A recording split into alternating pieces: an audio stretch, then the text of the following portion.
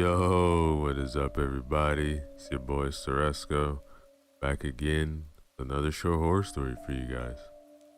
This one is titled The Wishing Well, written by Craig Roshek. Remember to use the links in the description below. Show love to them, like, comment, and subscribe.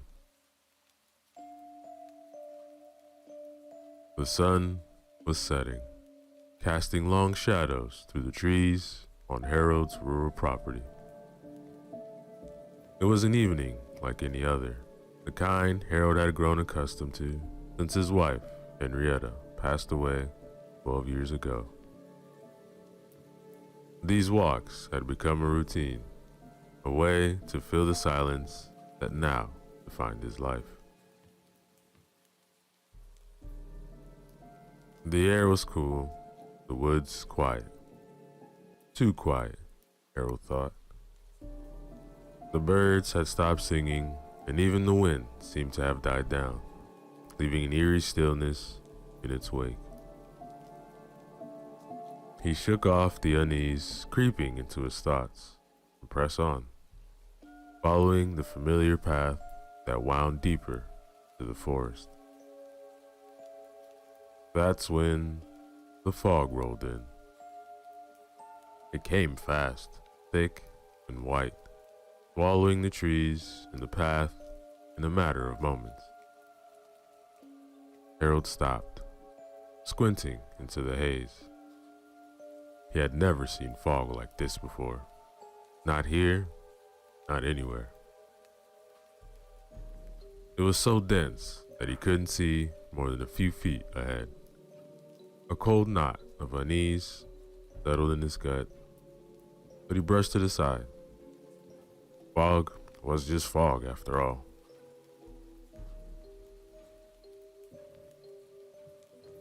He kept walking, slower now, his steps more cautious. But as quickly as it had appeared, the fog began to lift.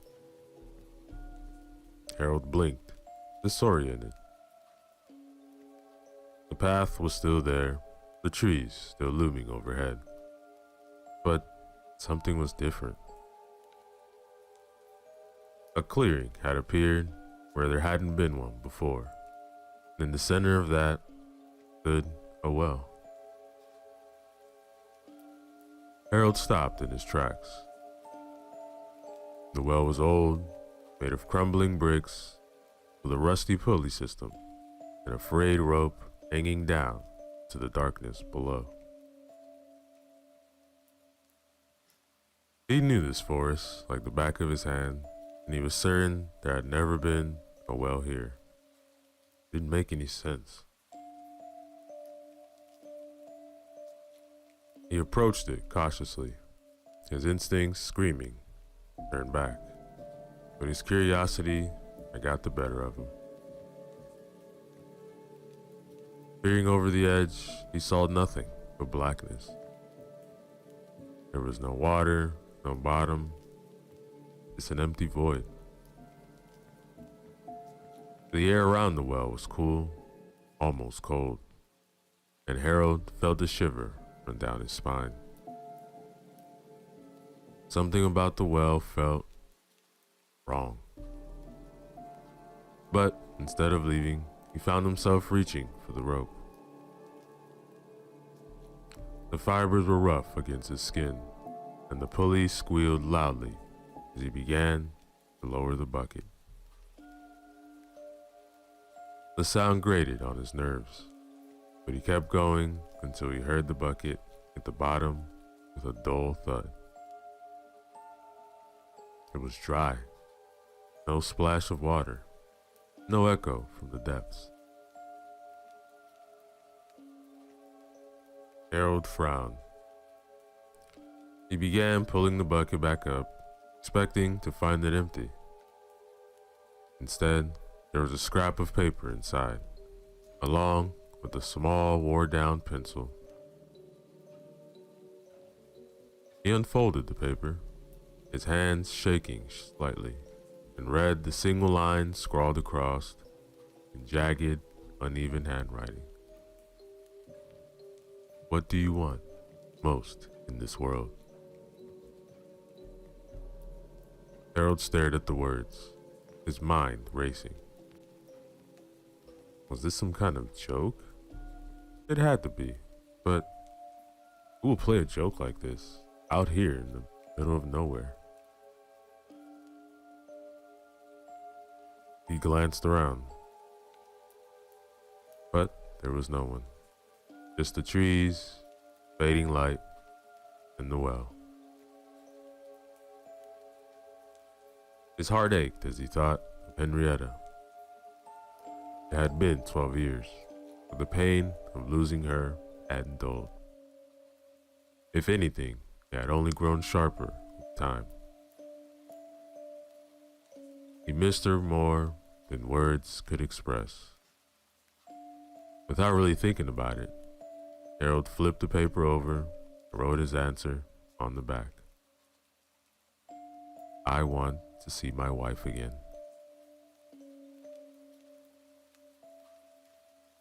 The pencil felt heavy in his hand, the words even more so. What was he doing? This was ridiculous.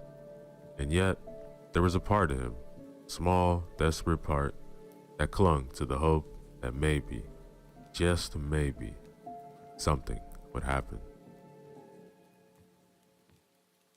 He put the note back in the bucket and lowered it to the well. The rope slipped through his fingers. Halfway down, the bucket dropped suddenly, the rope going slack. Harold's heart skipped a beat. Had he broken it? But the tension returned, and he pulled the bucket back up. When it emerged from the darkness, Harold's breath caught in its throat. Next to his own words, a single response had been added, hastily scrawled in the same jagged script. Tonight. He stared at the note, his mind struggling to process what it meant. Tonight? Was this some kind of sick joke? But who could have done this? And how?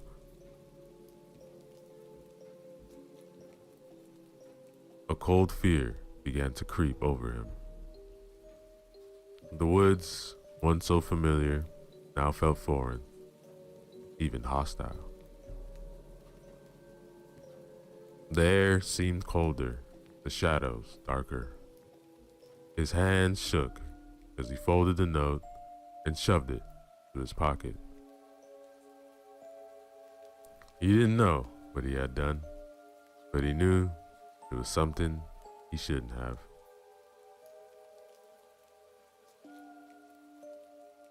The walk back to his house felt longer than usual. The trees pressing in on him from all sides. He couldn't shake the feeling that something was watching him, following him through the woods.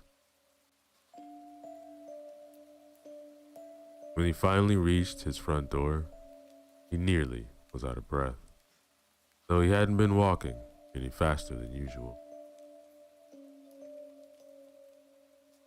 Inside, the house was as quiet as ever.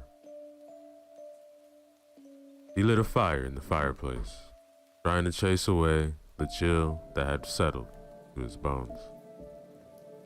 But he couldn't get warm no matter how close he sat to the flames.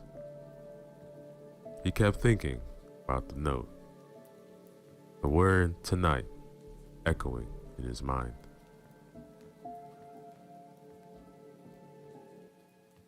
Harold sat in his favorite chair, a photo of Henrietta on the table side. He stared at it, his heart heavy with longing and fear. What had he done? What's going to happen tonight? As the hours ticked by, the fire burned down to embers, and Harold's eyelids grew heavy. He fought to stay awake, but the exhaustion finally claimed him, and he drifted off to sleep, the note still clutched in his hand.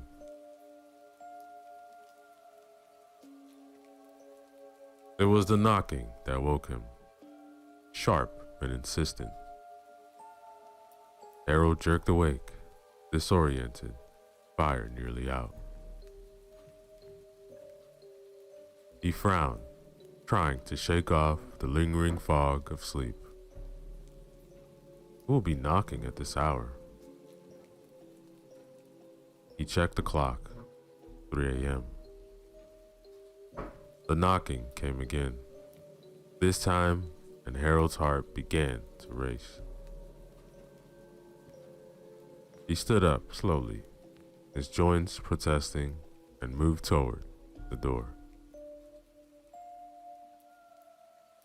As he approached, he saw a shadow through the frosted glass, a figure standing just outside.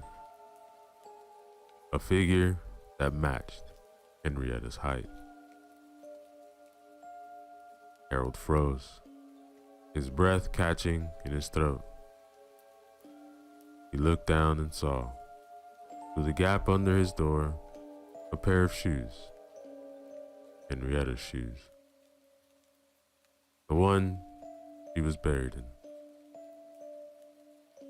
Panic surged through him. This wasn't right. This was not natural.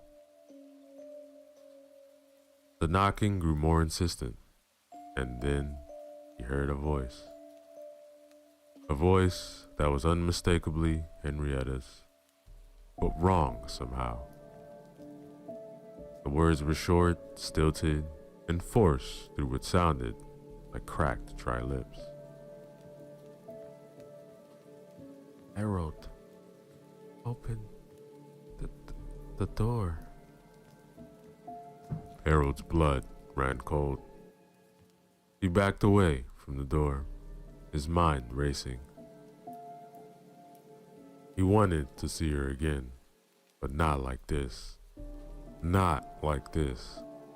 He had to get out now. Moving as quickly as his old legs would allow, Harold made his way to the back of the house, through the kitchen and down into the cellar. His hands trembled as he fumbled with the latch on the cellar door. Finally forcing it open and stepping out to the cold night air. From the shadows, he could see the front of the house, the figure still standing at the door. His heart pounded in his chest as he tried to get a better look. But what he saw filled him with horror. It was Henrietta, or what was left of her. Her skin was pale and stiff, with the unmistakable sheen of embalming fluid. Her movements were jerky, unnatural, as if she were a puppet being pulled by invisible strings. Her eyes, oh, those beautiful eyes that he loved so much, were gone, replaced by dark, hollow sockets. Harold's stomach turned. This wasn't his wife. It was something else. Something that had taken her place, using her body like a grotesque mask.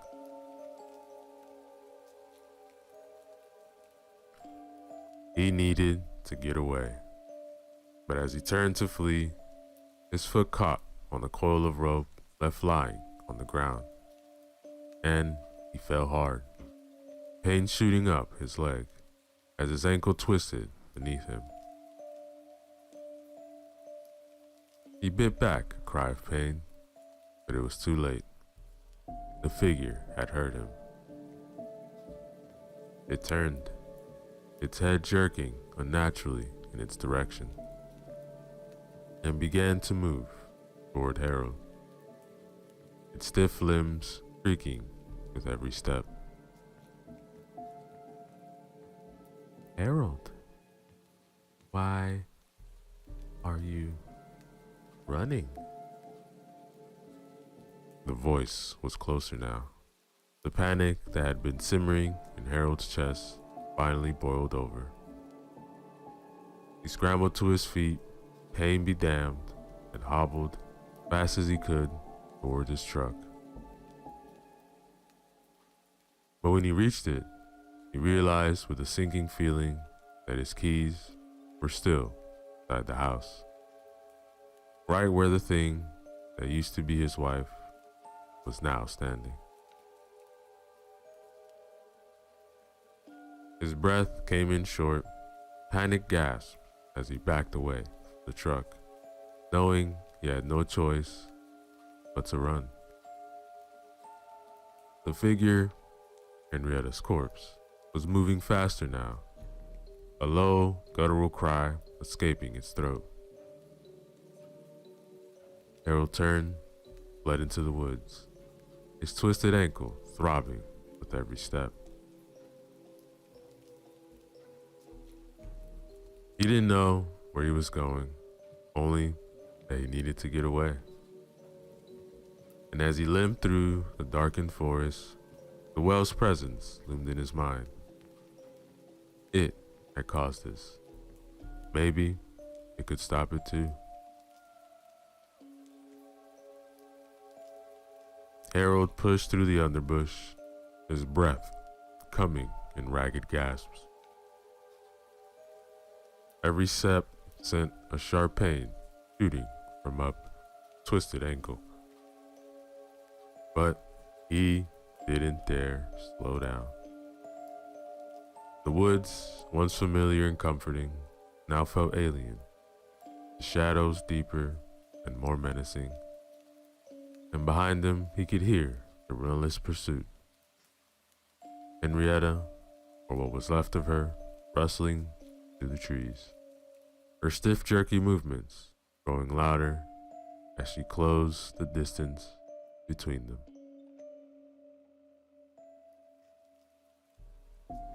He needed to reach the well. It was the only thing that might offer a way out of this nightmare.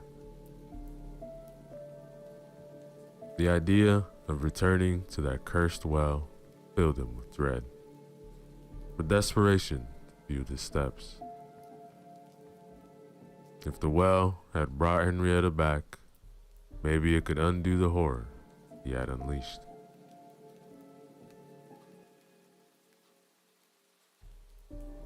Finally, after what felt like an eternity, Harold stumbled to the clearing.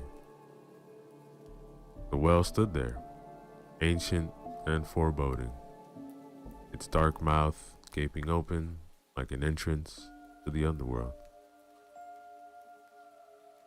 Harold's breath came in panic as he approached, his body trembling with fear and exhaustion.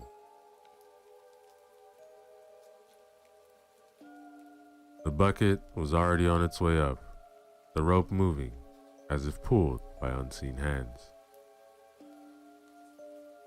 Harold's heart pounded in his chest as he grabbed the rope, helping it along. Through his hands were slick with sweat. And when the bucket emerged from the darkness, Harold's stomach churned with dread, because inside was another note, rolled tightly like a scroll, with a small match tied to it. And his hand shook as he took the note and unrolled it. The words inside were simple, but they sent a chill down his spine. Are you satisfied? Harold's mind raced. Satisfied? With what? The abomination that had once been his beloved wife? A grotesque parody of life that now stalked him through the woods? His heart clenched with regret as he thought of how much he missed Henrietta, and how much he wished he had never answered that first note. This was not what he wanted. This was a nightmare. He flipped the note over, and with a worn down pencil stub still in the bucket, scribbled a frantic reply. No, stop it. He placed the note back in the bucket and lowered it into the well, the pulling squealing as it descended. The sound of Henrietta's movements in the woods grew louder, closer, and Harold's heart raced. The bucket hit the bottom of the well, and for a moment, there was only silence. Then slowly, the rope began to move again, the bucket climbing back up toward him. When he reached to the top, Harold pulled it up with trembling hands. He grabbed the note, his pulse pounding in his ears, and unrolled it. His breath caught in his throat as he read the single word written there. No. Panic surged through him. No? The well was refusing to do what he asked? He looked around, the darkness pressing in on him. The rustling of the trees grew louder as Henrietta drew nearer. He was out of time. In desperation, Harold scribbled one final plea on the back of the note. Please stop it, as he moved to the place the note back in the bucket. The pulley suddenly snapped with a loud crack. The bucket tumbled into the well, disappearing to the darkness below with a final echoing crash. Harold stared in horror at the frayed rope, his last hope unraveling before his eyes. The well was broken, the bucket gone. He couldn't send the note back, couldn't plead for mercy. He was trapped with the thing that had once been his wife closing in.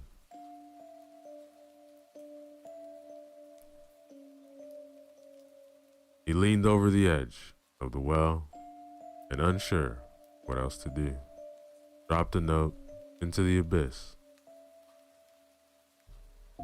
He watched as it fluttered down, disappearing into the darkness. Harold's heart pounded in his chest. He strained to listen, hoping, praying that something would happen. But instead of silence, Harold heard something else. A sound that chilled him to the bone. Something climbing up the walls of the well, its claws scraping against the bricks. The noise was wet and sickening, like nails on a chalkboard, mixed with the sound of tearing flesh. Harold stumbled back from the edge, his breath coming in short, panic bursts. His mind screaming at him to run, but his body was frozen in place, paralyzed by the sheer terror of what he knew was coming. Then, slowly, a gnarled, clawed hand reached over the edge of the well.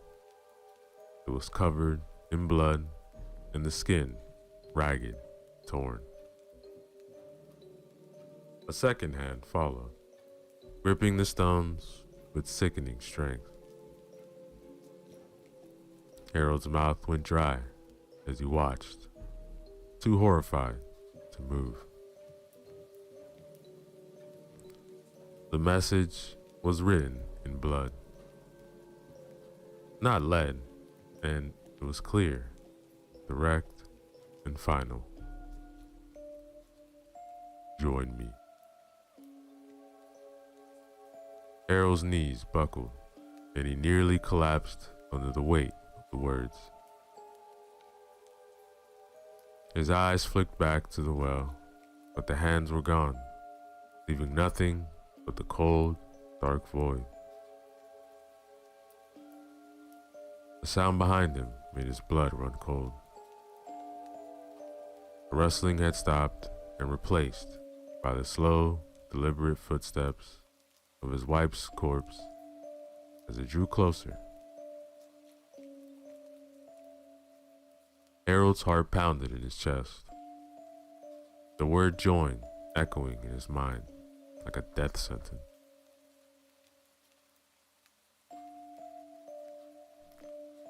He looked at the well, at the note still clutched in his hand. The only way to escape the horror that was approaching, to stop the nightmare, was to follow the well's command. But how could he? How could he willingly throw himself into that abyss, knowing it would be the end? But then again, what choice did he have? Henrietta was nearly upon him, reeking of decay, her empty eye sockets fixed on him, as if she could still see. Harold could feel the cold, dead breath of his wife on his neck, hear the creak of her joints as she reached out for him.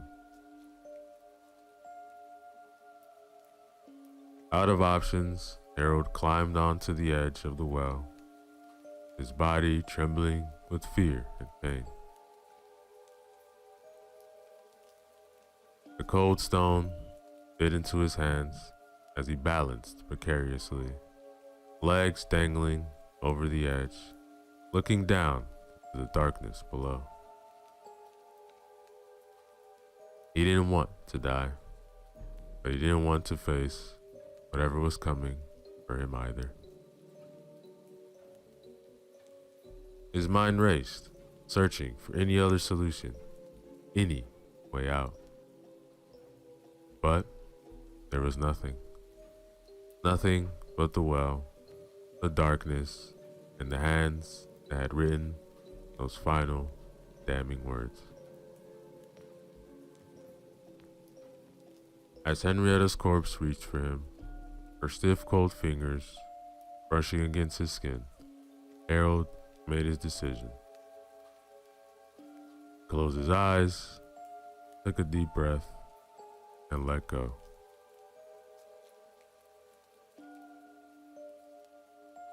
For a brief moment, he felt weightless, the wind rushing past him as he fell into the abyss. But then the impact came hard, fast, his body slamming into the sides of the well as he tumbled down.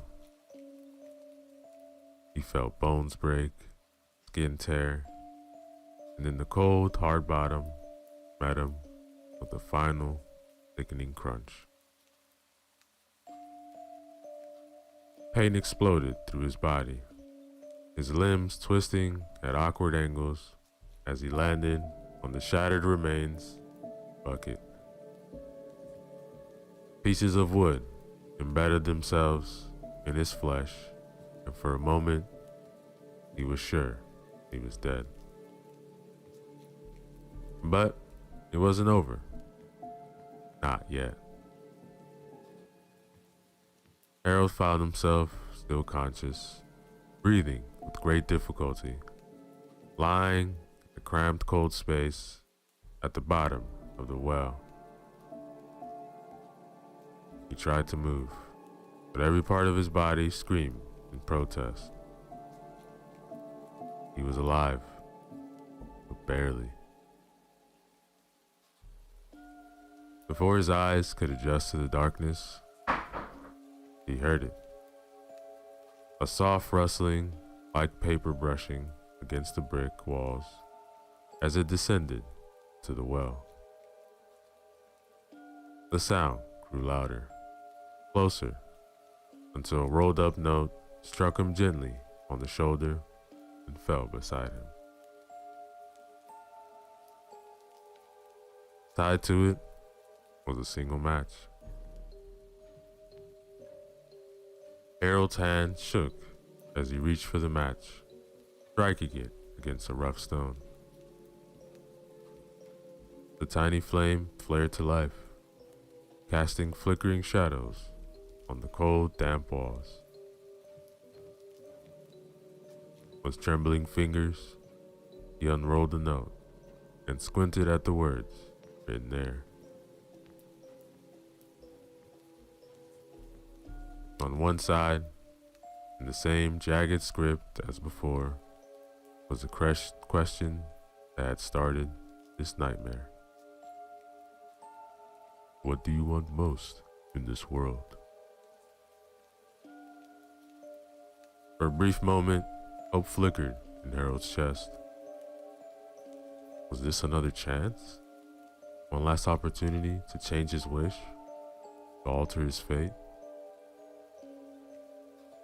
He looked around frantically, searching for something to write with. But the well offered nothing. No pencil, no lead, nothing at all. He scrambled at the bottom of the well, his hands searching desperately for the nub of the pencil he had used before, but came up empty. Panic welled up inside him as he realized he couldn't change his wish. He was trapped.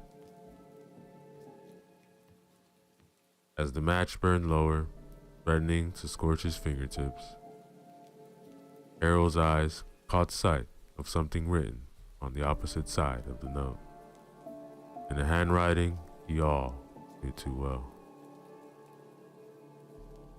It was Henrietta's, the loops and swirls unmistakable, though the letters were jagged, almost illegible, as if penned by stiff, numb fingers. She had written a single word in response to the question of what she wanted most in the world. Harold. Just then, what little remained of his match burned out, plunging him back to darkness, and a wave of primal terror washed over him as he heard the sound he dreaded the most. The slow, deliberate scraping of another body clambering down the walls of the well. Stiff and doll-like in its movements, Henrietta was coming for him. The sound grew louder, closer, as if the very walls of the well were closing in on him. Harold's heart pounded in his chest, his mind screaming at him to escape. But there was nowhere to go. The darkness pressed in from all sides, suffocating him as he heard his wife's stiff, cold limbs scraping closer. Harold could do nothing but listen to the relentless approach to Henrietta's corpse. Her movements slow, but deliberate. Harold, he rasped one final time, her voice a twisted mockery of a woman he had loved. Then, with one final sickening thud, everything went still. For a moment, in spite of his pain, Harold sat in silence, paralyzed with fear. After what felt like an eternity had passed, and just as he mustered the courage to so much as draw another breath, a bony hand shot out of the darkness wrapping itself around his neck. And Harold screamed and screamed. Above, the fog began to rise once more, thick and impenetrable. When it later faded, as quickly and as naturally as it had arrived, the well had vanished with it. The only indication that the chasm or Harold had ever been there was a single scrap of paper lying discarded, carried lazily about by a passing breeze. As it tossed and turned in the gentle wind, a single line of jagged, uneven handwriting at times became visible, passing what appeared to be a harmless question. What do you want most in this world? And that, ladies and gentlemen, is the end of. Yo, what is up, everybody? Your boy Ceresco, back again with another short horror story for you guys. This one titled "A Girl in the Wall," written by P.D. Williams. Remember to use the links in the description below. Show love to them, like, comment, and subscribe. Donnie, when are we gonna stop? I'm tired and I need a pee. Shannon and Donnie, her sometimes boyfriend, had been driving for hours. They'd left Georgia for Arizona 2 days earlier and still had a ways to go. The trip was more of a desperate escape than a journey towards new adventures. Donnie was deep in debt to the wrong people, and losing his job hadn't helped. It had been rough going for a while until he learned that hope and hard work were no match for dumb, blind luck. He talked to a cousin who had a friend that might have some construction work in Scottsdale. Donnie had nothing to lose except the thumb that his bookie, Ramon, threatened to take in place of his gambling debts. He hoped that a change of scenery and a fresh start might do him some good and save him some appendages. So, Donnie packed a few of his favorite belongings, such as Shannon, and hit the road. He prayed that the iffy motor in his worn-out 2010 Ford Mustang would last the distance. He hoped Shannon would as well.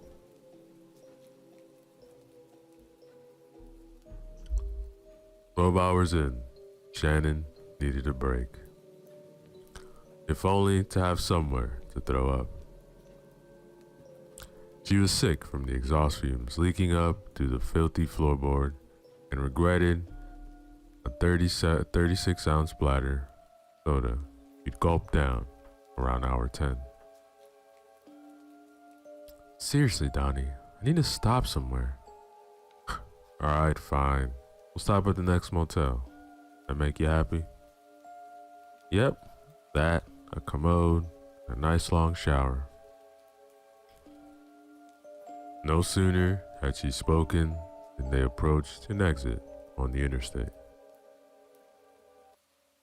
A sun-bleached road sign displayed icons indicating that a bar, gas station, and a motel were within a couple of miles. Donnie followed that long, winding off-ramp to an empty stretch of 2-lane road marked Highway 21. A sign posted at the confluence showed the motel was located 1.5 miles down on the left. Everything else was to the right. Donnie headed toward the motel and glanced at the odometer to mark the distance.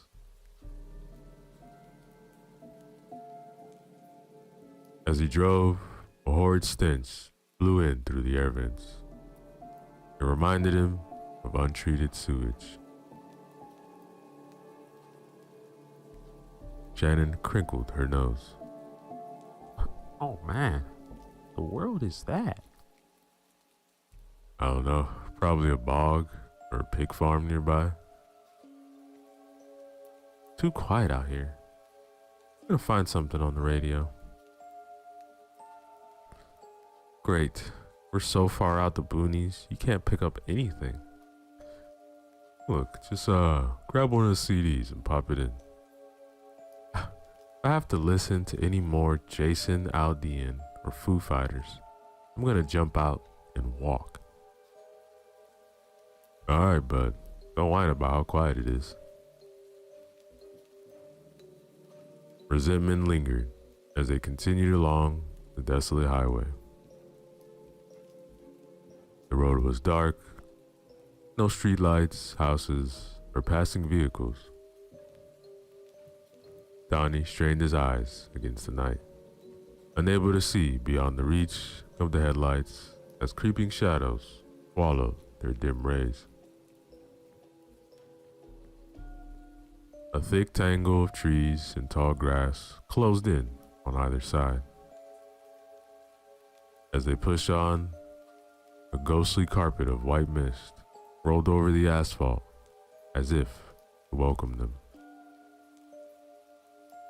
I don't like this. It's creepy. Hey, you're the one who needs to pop a squat and get some sleep. Want me to turn around and look for someplace else? No. I can hold a little longer. Didn't we be there by now?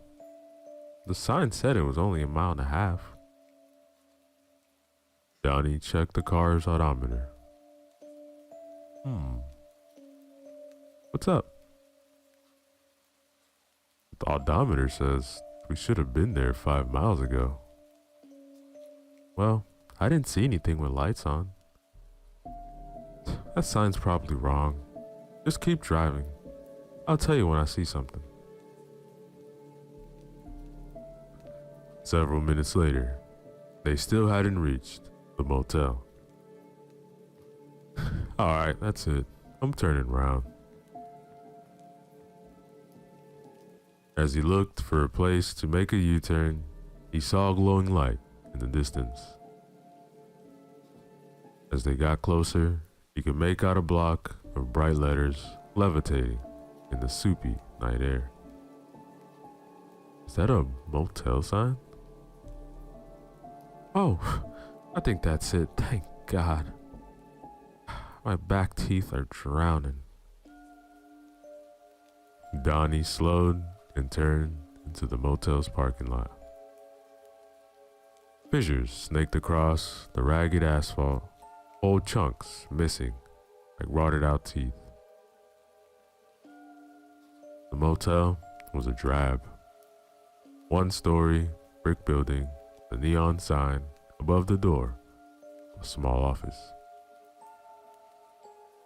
Some of its letters were dead and gone, but enough of them remained to let Donnie and Shannon know they'd be spending the night at the Miller's Motel. Donnie eased the Mustang into one of the parking spaces nearest the door. He was about to kill the engine when something dark ran past the side of the car. Yo, you see that? See what? Donnie turned off the motor.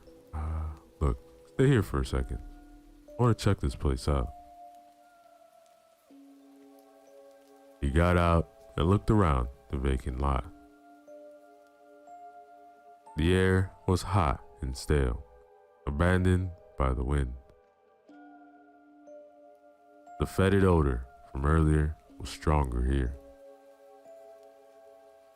Although he didn't see anything unusual, the eeriness of the scene disquieted him.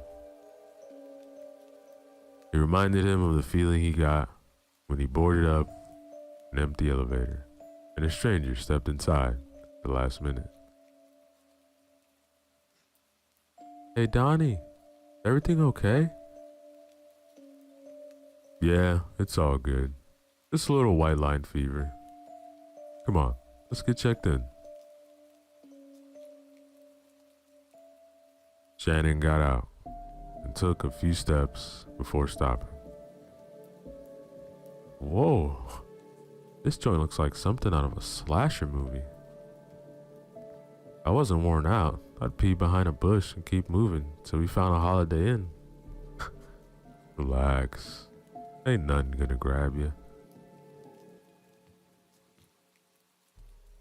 As soon as they entered the cramped lobby, a sour scent of stale mop water and lemon air freshener encompassed them. One of the two fluorescent tubes inside the overhead light fixture flickered, creating a strobing effect. No one was manning the small Formica counter that served as a front desk. There was a closed wooden door a few feet behind it. Hello? Anybody back there? We got customers up front. Just a minute, please. Be right with you. The door opened, and a short, chubby man in a white dress shirt appeared. The sweat-yellowed fabric worked in tandem with the overburdened buttons to restrain an overflowing belly. A plastic pocket badge with Leonard imprinted on it complemented the seedy ensemble. What it'll be, friends? Donnie and Shannon took a step back to get out of the range of the clerk's body odor. A nauseous mix of armpits and halitosis. We'd like a room for the night. Alright, I think we can manage that. Placing it on the counter, he flipped through some dog-eared pages until he came to a blank one. He spun the binder around to face Donnie. Alright, just put your name and phone number so I can reach you at the top of the line. You're kinda old school, ain't you? Don't you got a computer, internet access? Nah, no service this far out. We don't see a whole lot of business, just occasional one-nighters, just like you two. Yeah, I figured that much looking at your parking lot. So, what do I owe you? I don't know, whatever you think is fair. Seriously? Look, the owner doesn't always come around and you two look dog tired. How about we do $20? Sound about right? Sold, declared Shannon. Donnie laid a bill on the counter as Leonard retrieved the key from the hook on the wall. Here you go, room 11. Let me know if you need anything else. I'm Leonard, and I'll be here all night. Look, when you go out, hang left, numbers on the door. Shannon thanked Leonard, and she and Donnie headed for the room. Along the way, they swatted through swarms of moths orbiting around the bare light bulbs on the side of each door. When they got to the room, they rushed inside before the squadron of insects joined them. An unpleasant smell greeted them. Dark, dank, and pungent. A stink of pot and sex lingering from previous occupants.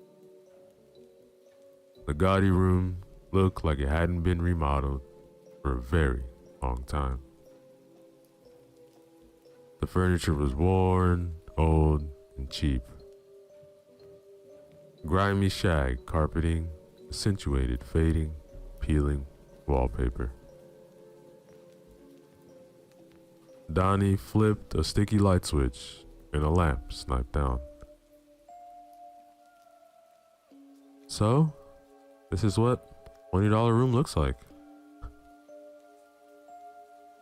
Donnie surveyed the squalid accommodations and shook his head. Don't you have to pee or something? You better know it, cowboy. And Shannon made a beeline to the bathroom. Donnie pulled back the tacky covers on the queen-size bed, exposing a dingy, threadbare sheet. Though a bit road-weary, he felt a pulsing in his loins. There was something about being with Shannon in a cheap motel room. Stripped off to his boxers, climbed under the covers, and waited for her to return. The bathroom door swung open, and Shannon walked out.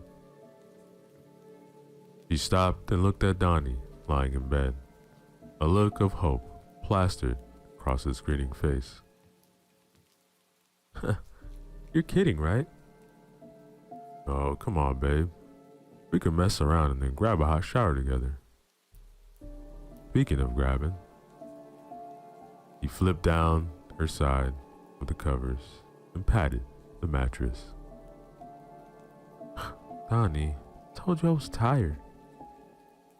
Look, I'm gonna go get my bag out of the car, come back, and wash off. Then I'm going to sleep. Understand? Fine then. You do what you want. I'm taking off. What? Where are you going? I know good and well you ain't gonna leave me here with this $20 outhouse by myself. I'm gonna go find a bar. You take your stupid shower. I have some fun with or without you tonight. He fished his car keys out of his jean pocket and stormed from the room, slamming the door behind him. Shannon didn't think he'd actually leave. When she heard the Mustang's engine revving, she panicked. The thought of being alone at the isolated motel filled her with dread. She ran from the room and headed for the parking lot. Shannon arrived in time to see the red taillights of the car peering back at her like two devilish eyes. Donnie Jackson, don't you leave me here. Donnie, you're a dead man. As Shannon sulked in the now empty parking lot, she noticed a large shadow forming on the edge of the woods across the street. It floated across the parking lot like an ominous cloud. Suddenly, all the night sounds ceased. In the quiet, Shannon thought she heard breathing. She spun around, expecting to see that creepy desk clerk behind her. But there was no one.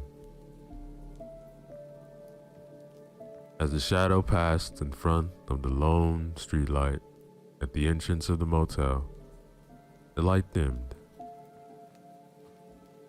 Shannon furrowed her brow. The temperature dropped noticeably. She could see her own breath. Ugh, enough of this mess. And Shannon trotted back to her room. She locked the deadbolt, then closed the room's thick curtains. She looked through the door's peephole. Geez, how'd it get so cold? She wondered if her uneasiness about being stranded was playing tricks on her mind. It's probably just a cold front. Still, she couldn't deny that something felt different. Threatening. The mist was so weird. He waited, half expecting a knock or seeing the mist wafting under the door, invading her lungs and filling them with dry black dust. Keep it together, girl. Come on. You're way overthinking this. After several minutes, nothing happened. He inched her way to the window and peeked through the slit between the curtains. There was nothing outside, just a parking lot. She allowed herself to relax a bit. I need a drink, but a hot shower will have to do. Shannon was about to look around the room for her toiletries bag when she realized they had accompanied Donnie to the bar. Oh, thanks, jackass. She made a silent vow never to let him see her naked ever again. Shannon removed her cell phone from her back pocket and tried calling him. But, as Leonard had said, there was no reception. Oh, well, that's just great. Guess I'll just have to make the best of this dung heap. Shannon looked at the ancient tube television sitting on the dresser, wondering if it still worked. It didn't. Oh, this sucks.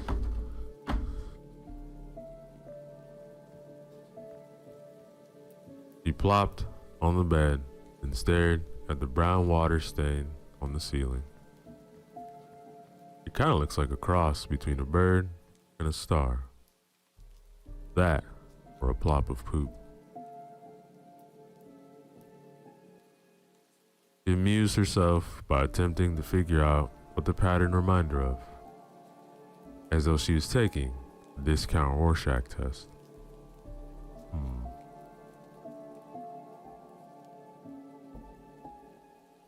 She heard a thump in the wall. Oh, must be mice. She heard it again. Hello? Hello? The voice was faint, like a whisper in the air. Shannon sat up. The knocking continued, and it traveled from the bathroom. Shannon shivered. The mist, the cold, the curious tapping, the disembodied voice made her apprehensive. Easy, girl. Let's go in there, get to the bottom of this. She slid carefully off the bed and stood motionless, concentrating. Hello? Shannon was hoping there'd be no response. She could chalk everything up, frazzled nerves. Hearing nothing, she remained still, quieting her breath. The profound absence of sound made her think of being underwater. Seconds ticked by. She heard it again, and she tensed. The dull rapping emanated from the other side of the wall. She tiptoed closer, and a muffled, childlike voice penetrated the sheetrock barrier. Can you hear me? Please say yes. Shannon chuckled.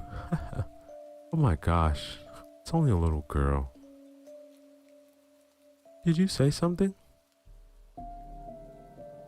Shannon considered whether she wanted to start a conversation with the mysterious child.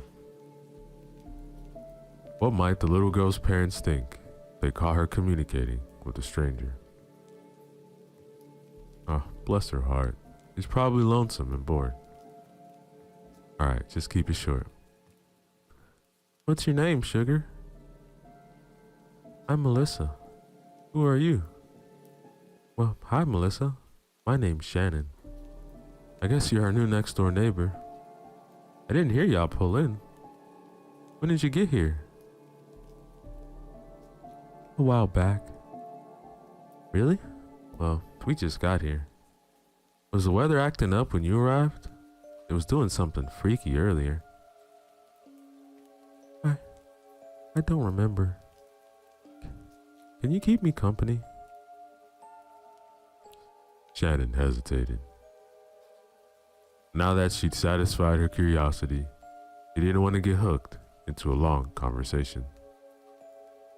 I'd like to, honey, but I'm getting ready for bed. Nice talking to you, though. The child said nothing more. Shannon assumed that she either had gotten bored or feared her parents busting her. Shannon went back to the front room and lay down on the bed again. She closed her eyes, allowing the stillness to relax her. All of a sudden, she hears loud booming. Shannon popped up. She took a moment to catch her breath. Who's watching that brat? She hears it again. Alright, that's it. I've had enough crap thrown at me tonight. Hey, why don't you people watch your stupid kid? I'm trying to rest over here. Her outburst drew no reaction. Yeah, you better keep it down.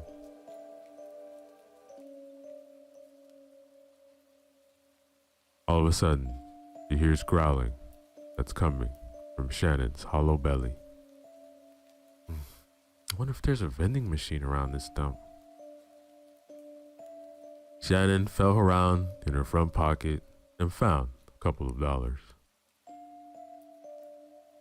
With some effort, she managed to push aside the earlier weirdness in the parking lot. Releasing a heavy breath, she said, "All right, here we go," and headed to the door. She stopped halfway when she heard a child crying. Shannon followed the sound to the bathroom wall. It wasn't pained or, what do you mean, can't watch TV, or to cry. It sounded mournful, frightened. Her annoyance turned to genuine concern. Melissa, is that you, sweetie? Melissa, are you okay? Please, don't hurt me. Who is she talking to? Was that child in danger? She pressed her ear against the wall. Soundlessness filled the space within. Help! Shannon! Help! Shannon jumped back. She had no idea what the situation was next door. Can't even call 911.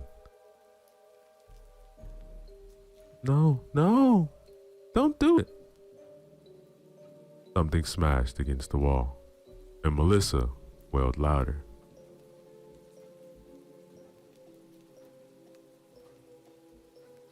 Shannon's instincts kicked in.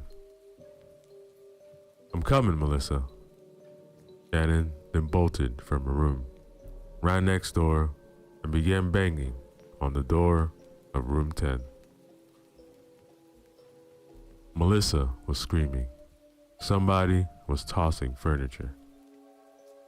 Hey, leave that kid alone. Suddenly, a blanket of quiet dropped. Shannon kicked the door. You better open this door or I'll knock it down. She expected more yelling, but none came. It was as if someone had hit the stop button on the recording. Shannon was shaking with anger, panting from exertion. What in the Sam hell is happening here? She tried peeking in the window, but couldn't see around the heavy curtains. No light bred through the narrow opening. She heard only cricket songs and the soft fluttering of moth wings. She turned to the parking lot and realized no other car was there. Her neck tingled. She wanted to get back inside quickly to feel the comfort of light. After securing the door, Shannon sat down at the round wobbly table under the window to think. I don't like this. Thanks, Donnie. As angry as she was at him for abandoning her for the sake of his entertainment, she couldn't remember a time she wanted to see him more. Shannon? Are you still there? Cold swept over her. Don't answer her. Don't answer her. Just ignore her and maybe she'll go away. I think he just left. Please, I need you. Look, wherever you are, this ain't funny no more. Leave me alone and I'll call the cops. Or at least I would if the stupid phone worked. But he's coming back. There was genuine fear in the girl's voice. Shannon wondered if she might be dealing with child abduction despite the strange happenings. Or given her anxious state of mind, if there was a little girl at all. He couldn't be sure. I think I'd rather be dealing with ghosts. But her conscience wouldn't let her rest. Shannon went into the bathroom and stood at the wall. Melissa, who's coming? The scary man.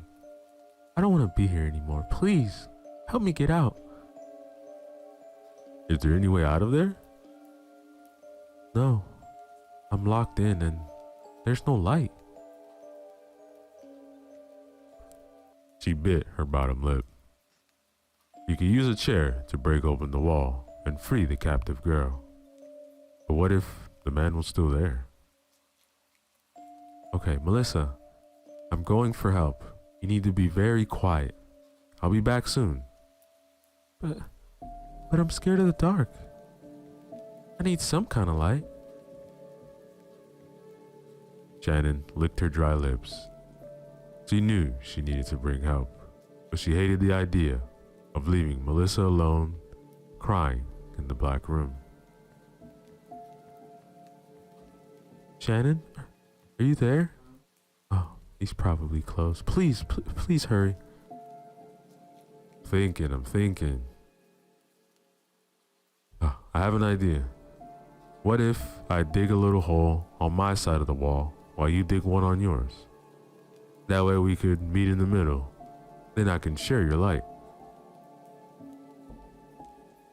Shannon considered Melissa's plan. It might give the frightened child some comfort while she went for help. Honey, is there anything there you can dig with? I don't know. I can't see anything. Look, just feel around. I'll look for something over here. Melissa, did you find anything? No. Did you? No. Then the thought came to her. She scraped the decrepit wall and a wisp of white dust floated around her fingertip. Okay, look, sheetrock is old and thin, so we might be able to dig out with our fingernails. I'm gonna scratch on my wall. When you hear it, follow the sound and start digging. Okay? You ready to listen? She scratched the sheetrock at the height she thought the little girl might be able to reach. She paused to check on Melissa. Did you hear that? It's about 4 feet from the floor. Yeah, I heard you. I know where you are now. I'll start digging. Here I go. Shannon began chipping away at the drywall. As she's expected, the sheetrock was brittle, so she had little trouble breaking through. She poked her index finger into the hole and wiggled it around so Melissa could better locate her. "Melissa, feel around for my finger." The child said nothing. "Sweetie, did you hear me? Feel around for my finger." "Shannon?" "Yeah, darling." "He's here." Something grabbed Shannon's finger and yanked it with enough force to dislocate it from her knuckle. The pain was immediate. She jerked her disconnected finger back, but its hold was too strong and made her skin stretch like a rubber band. There was a loud crunch as the digit's middle joint snapped upward. Shannon howled. "You leave her alone," yelled Melissa. The attacker applied a tighter grip to Shannon's L-shaped finger, tugged the rest of her hand further into the wall. "Let me go." "I'm sorry, Shannon, I can't make it stop." Shannon realized that if she was going to have any chance of rescuing Melissa and herself, she'd have to act quickly. Using her good hand, she punched a hole in the weakened wall, then grabbed her attacker's arm. "Run, baby, run!" Another large hand seized Shannon's arm and began squeezing, its sharp nails puncturing her skin. She thrashed around like an animal in a trap. The needle-like pain in her arm grew as the fingers clawed deeper into her stinging flesh. She wailed when the hand fully penetrated her arm, taking hold of the bone underneath. Shannon grunted as mind-twisting terror hammered at her. She put her foot against the wall for leverage and readied herself for the explosion of agony that was to come. As she pushed away from the wall, her arm made low snapping sounds. Her nerve endings were on fire. Screams burned from her vocal cords. Suddenly, the grip relaxed.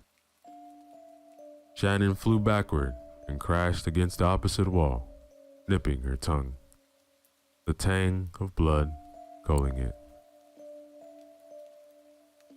She dropped to the floor and forced herself to assess the damage. Her arm looked like someone had filleted it with a dull knife. The bone in the middle joint of her index finger had ripped through the skin. A flood of thick crimson poured from the wound like an open tap. Small white dots formed her vision. She tried crawling from the bathroom, but her shredded arm's blood and ripped tendons made her slip. Cracking sound suddenly made, and the wall split from the holes down to the floor and pulsed outward. A tall, cadaverous figure in a tattered black suit pushed through the crevice like a malformed baby. The spindly horror had no eyes, just deep black holes, weeping maggots. Its nose had two horizontal slits from which a syrupy discharge oozed. With its drooping skin and long gaping mouth, it looked like a caricature of a screaming corpse. It turned and lowered its bald head toward Shannon. "Come with me," Shannon's deafening shrieks reverberated in the blood-splattered room.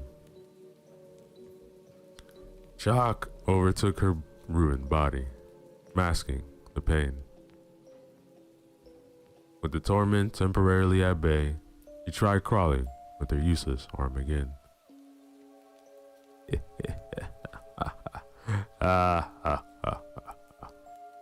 The thing laughed, deep and gravelly. It grabbed Shannon by her ankles and pulled her toward the opening. He dug the fingernails of her crippled hand into the tile. Her finger turned around in the opposite direction as the nails from the remaining fingers snapped in half. Shannon went into shock. Mama? Mama? Mama, he mumbled. The thing drew back its head and screamed, a cacophony of terrifying sounds rushing from its throat. The labored breaths of the otherworldly fog, the ghostly whispers of the terrified girl, and every horrified victim before her were captured in his unearthly shrieks. It dragged Shannon's raw body over the hole's jagged shards, plummeting her into the world of shadows beyond the wall. Suddenly, we hear the phone on the counter. It rang only once before Leonard answered it. He never kept it waiting. He drew the receiver to his ear. It's done. Come. Leonard shook. He'd never gotten used to its haunting hiss. He allowed his nerves to settle before going into the closet and grabbing the mop bucket and rags and headed to the room where the mess would be waiting.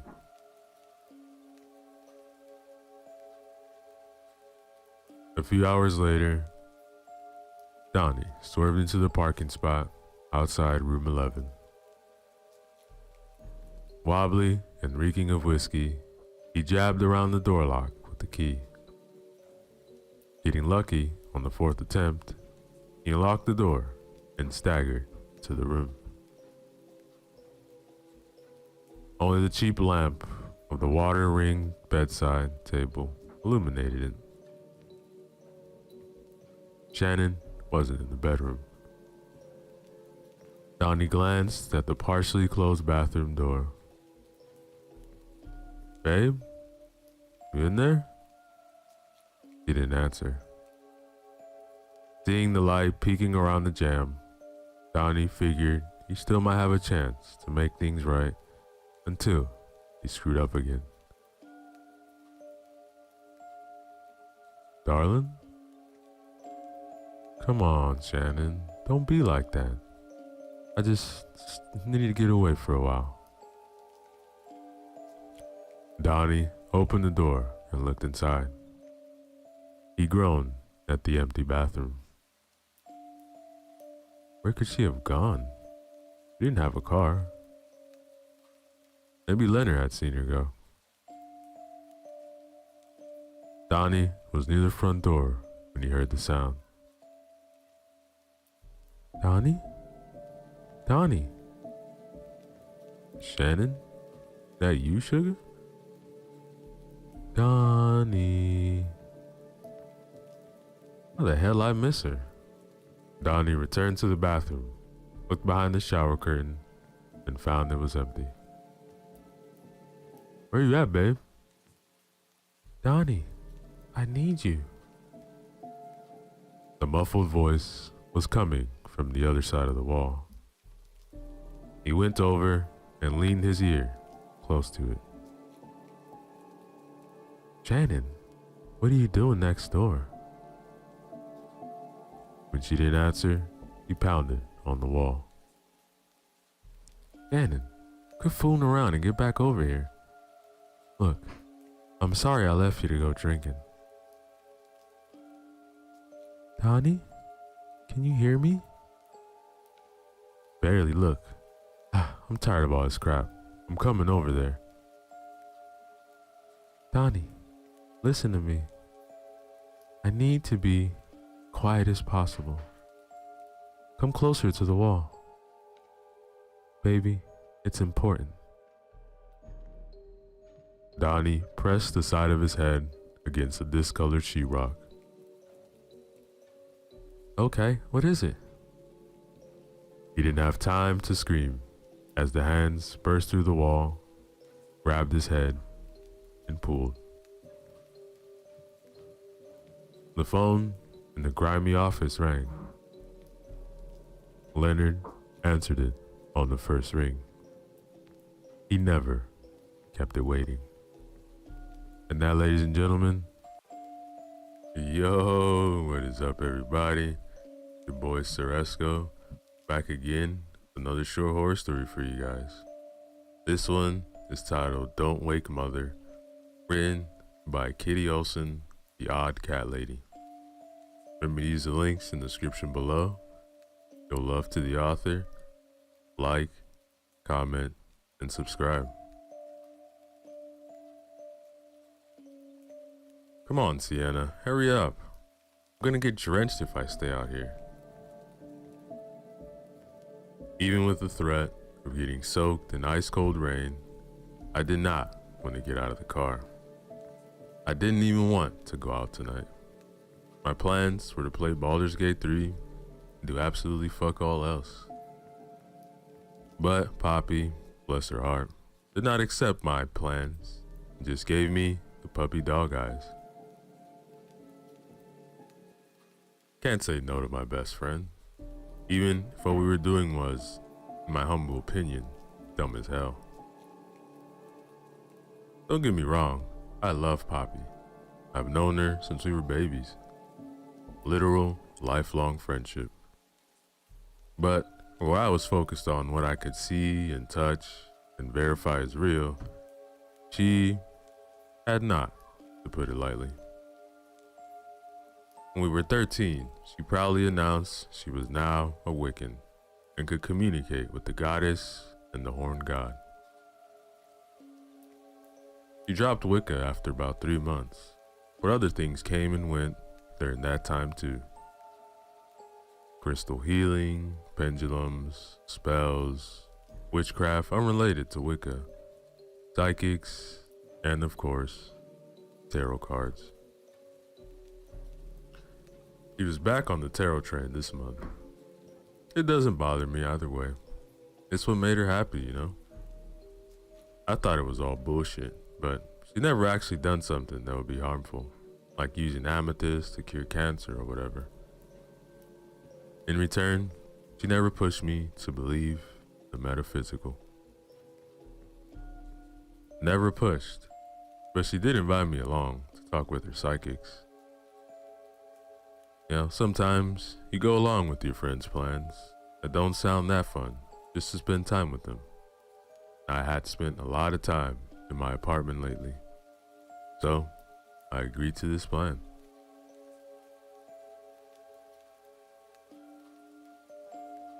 Now outside the house, I was having second thoughts.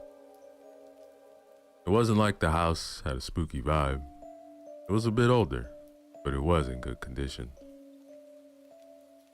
It was out in the middle of fucking nowhere though. Nearest neighbor was a farmhouse that was probably half a mile out. There was nothing else out there but cornfields, small patches of woods. Sienna, do I need to drag you out there? I'm freezing. No more delays. I took a deep breath and popped out of the car, immediately regretting my decision not to bring a coat. Poppy had brought her obnoxiously pink and red raincoat that somehow came in sizes for adults. But wherever the coat did not protect, she was soaking wet. Come on. And she looped her arm in with mine and dragged me to the front gate. She quickly undid it before she pressed a finger to her lips. Look, don't make too much noise. We don't want to set off the dog. The stark white gate swung open, and Poppy hop-skipped into the yard. Even in the mostly dark, I could see it was well kept. A small garden was in front of the large bay window, and flowers surrounded the birch tree. I could see the doghouse. I could not see the dog until we were close to the door. The only reason I saw it was because the eyes opened as we got to the door. Its fur was pitch black. Poppy quietly knocked, and we waited for a few moments before I saw someone behind the glass door. The woman who opened it was the last kind of person I could have expected. Most of the time, Poppy dragged me to readings. The host was older, all gaudy jewelry, reeking of incense. The woman on the other side of the door was no older than us, wearing yellow elbow high rubber gloves, a green headband, and a rubber apron. Oh, I lost track of time. I'm sorry, Poppy. I was busy cleaning. The woman pushed a few strands of black hair back past her headbands. Come on in. Make yourselves cozy in the reading room. But try to be quiet. Mother's asleep, and I don't want her to wake up. Oh, you must be her friend. I'm Vanessa. Please, take your shoes off. I just cleaned the rugs this afternoon. I don't want them getting all wet. Hey, I'm Sienna, I managed to say before Vanessa whisked herself away. I glanced over at Poppy, who was grinning ear to ear, and I finally understood why she insisted I meet the new tarot card reader. Are you serious? What? She's your type. I mean, I don't know if she's gay, but she's got black hair. She's super neat.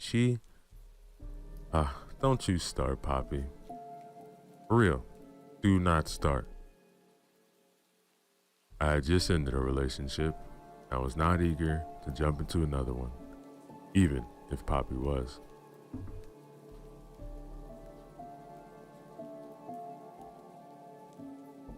Poppy stuck her tongue out and then beckoned me into another room. This was a bit more than I expected. Comfy couches, a low table with a deck of tarot cards spread across it, statues of various gods and goddesses on the shelves, along with crystal balls, long sheer curtains hanging over the doorways. The cat was a welcome change of pace though. A tuxedo Maine Coon that was lounging in a fluffy bed. Poppy plopped down on one of the couches, and I sat next to her. The cat looked unimpressed at our intrusion and just yawned before going back to sleep. Vanessa joined us in a few minutes, rubber gloves and apron discarded, and carrying a teapot. Thank you for being patient. Sorry about that. Just got into a cleaning mood, and before you knew it, you were at the door.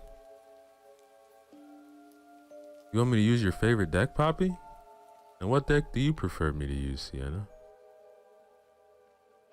Before Poppy could respond, I blurted out, I'm just here to be company. I don't believe in tarot. Poppy looked horrified at my bluntness, but Vanessa just quietly giggled as she poured 3 cups of tea. Oh, I'm sorry for assuming. That's perfectly fine. The cards don't really work for people that don't have a bit of faith in them. Other than that, just for fun. You can pet Oreo while I do a reading for Poppy. Oreo slowly blinked twice in my direction, and I did get up to stroke that fluffy cat's ears. I mean, who can resist an invitation to pet a cat, you know?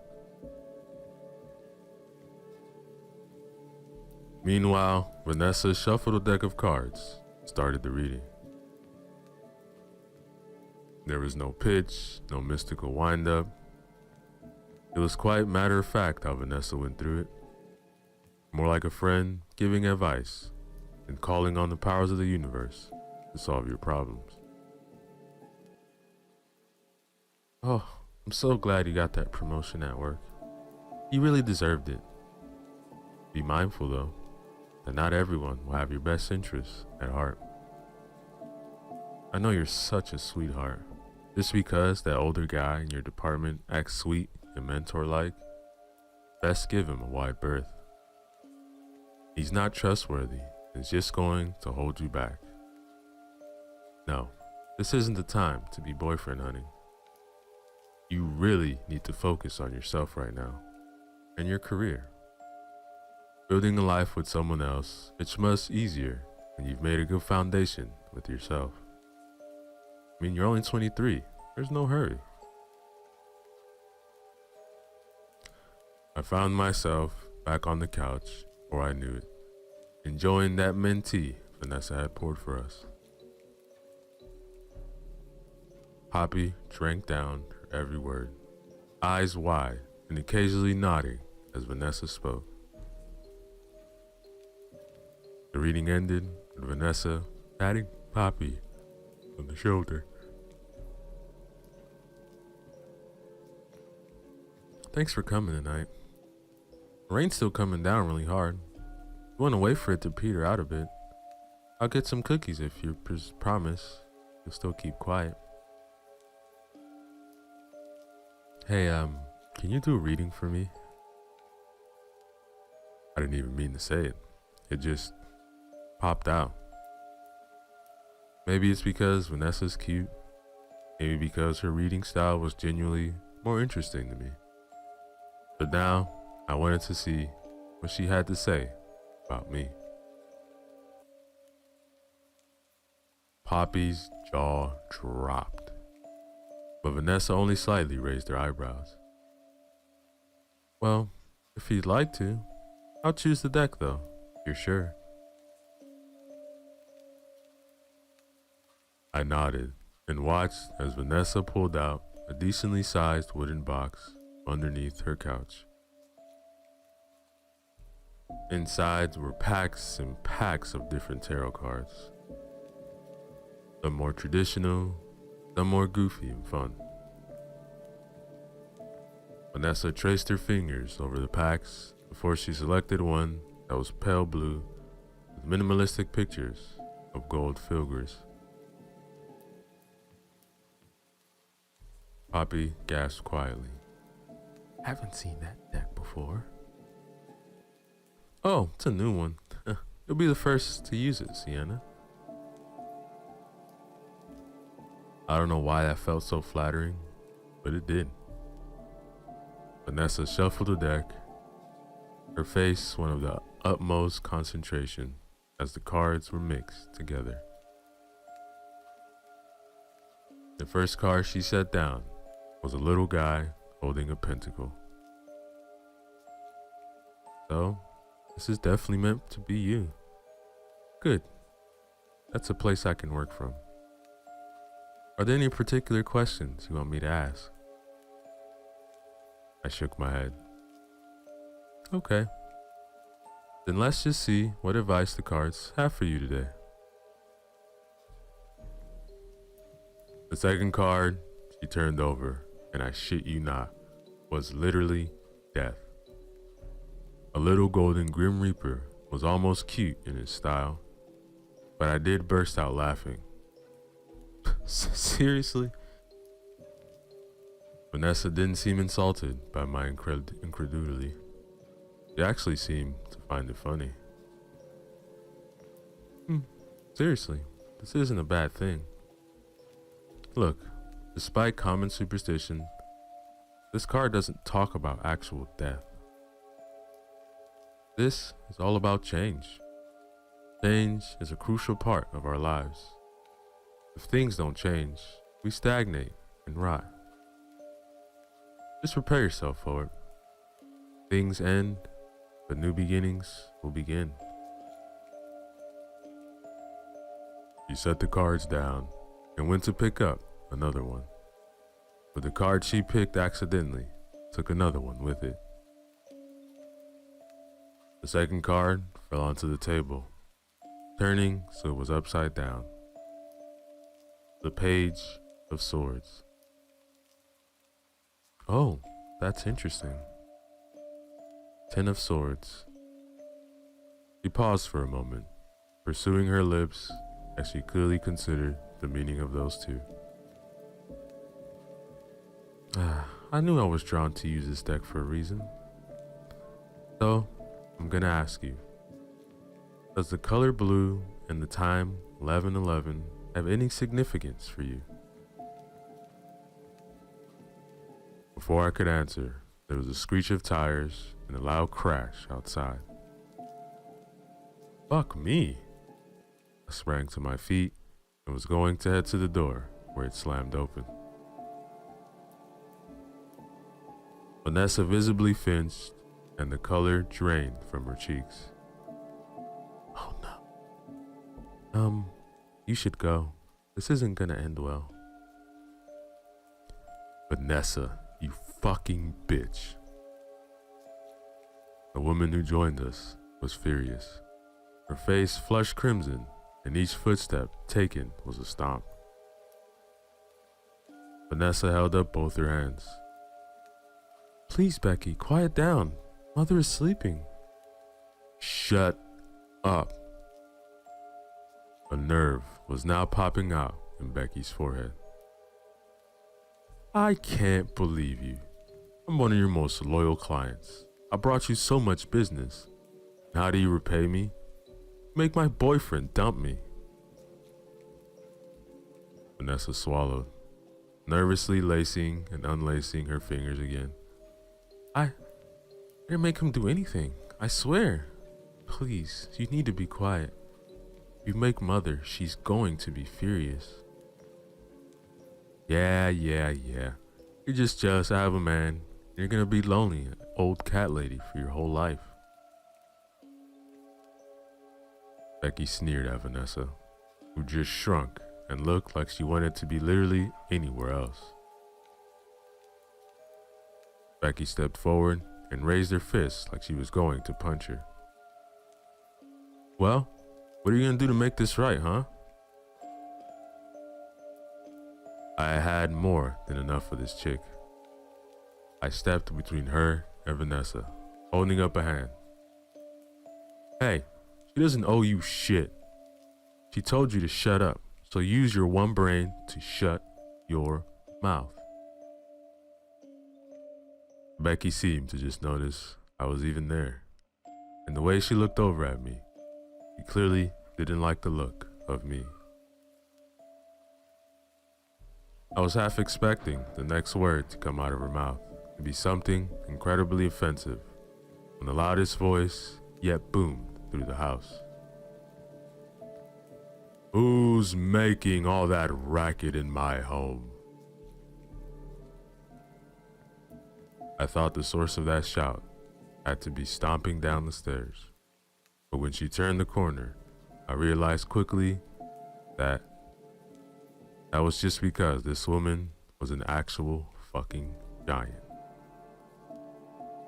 Standing well over 6 feet tall and with a broad build to match, the elderly's woman-wrinkled face was undeniably crone-like, with thinning white hair sticking out from her liver, spotted scalp, and a large wart on one of her sunken cheeks. The image was finished off by the fact that she was wearing one of those old lady nightgowns, flowy and white, with cornflowers painted on it.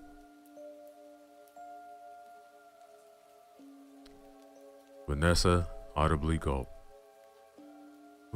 Mother, I'm sorry, I was just doing a reading for these two when Rebecca came barging in. She was just leaving. Becky snapped out of her shock of Mother's sudden appearance. I am not leaving until you call my boyfriend and tell him your reading was bogus. Mother snorted like a hog and crossed the room in a few strides. Now tiring of Becky, she tilted her head to the side, and I couldn't help but be reminded of a hawk looking down at a mouse. You mean the reading she gave to that skinny wimp a few days ago? Oh no, it was a good one. He told that he needed to dump your venomous ass on the curb with the rest of the garbage. I didn't say that. I'm paraphrasing, honey. Look, you're a nasty, selfish bitch who makes everyone around her worse. I can only think of one use for you. Becky's jaw hung lower and lower at each of Mother's hurled insults. How dare you? Mother's hands clamped around her neck before Becky could finish her sentence. I froze. I couldn't scream, run, or try to help Becky free. I just stood there as Mother's hands squeezed tight. Becky's eyes popped wide open and she clawed uselessly at Mother's arms. The hag just continued to smirk. I don't know exactly when the elderly woman started growing. I do remember feeling small in her presence, but it wasn't until Mother's head brushed the ceiling my brain caught up to what I was seeing. The elderly woman had sprouted over 2 more feet in height. It was insane. It was so fucking insane, and I still didn't do a thing. Not even when I saw Mother's nail stab into Becky's neck. Each claw like a finger, now dripping blood. I don't know how long she strangled Becky. Shit, it felt like hours. But Becky's gasps and gurgles became quiet. Her struggling grew weaker and slower. And finally, she went limp.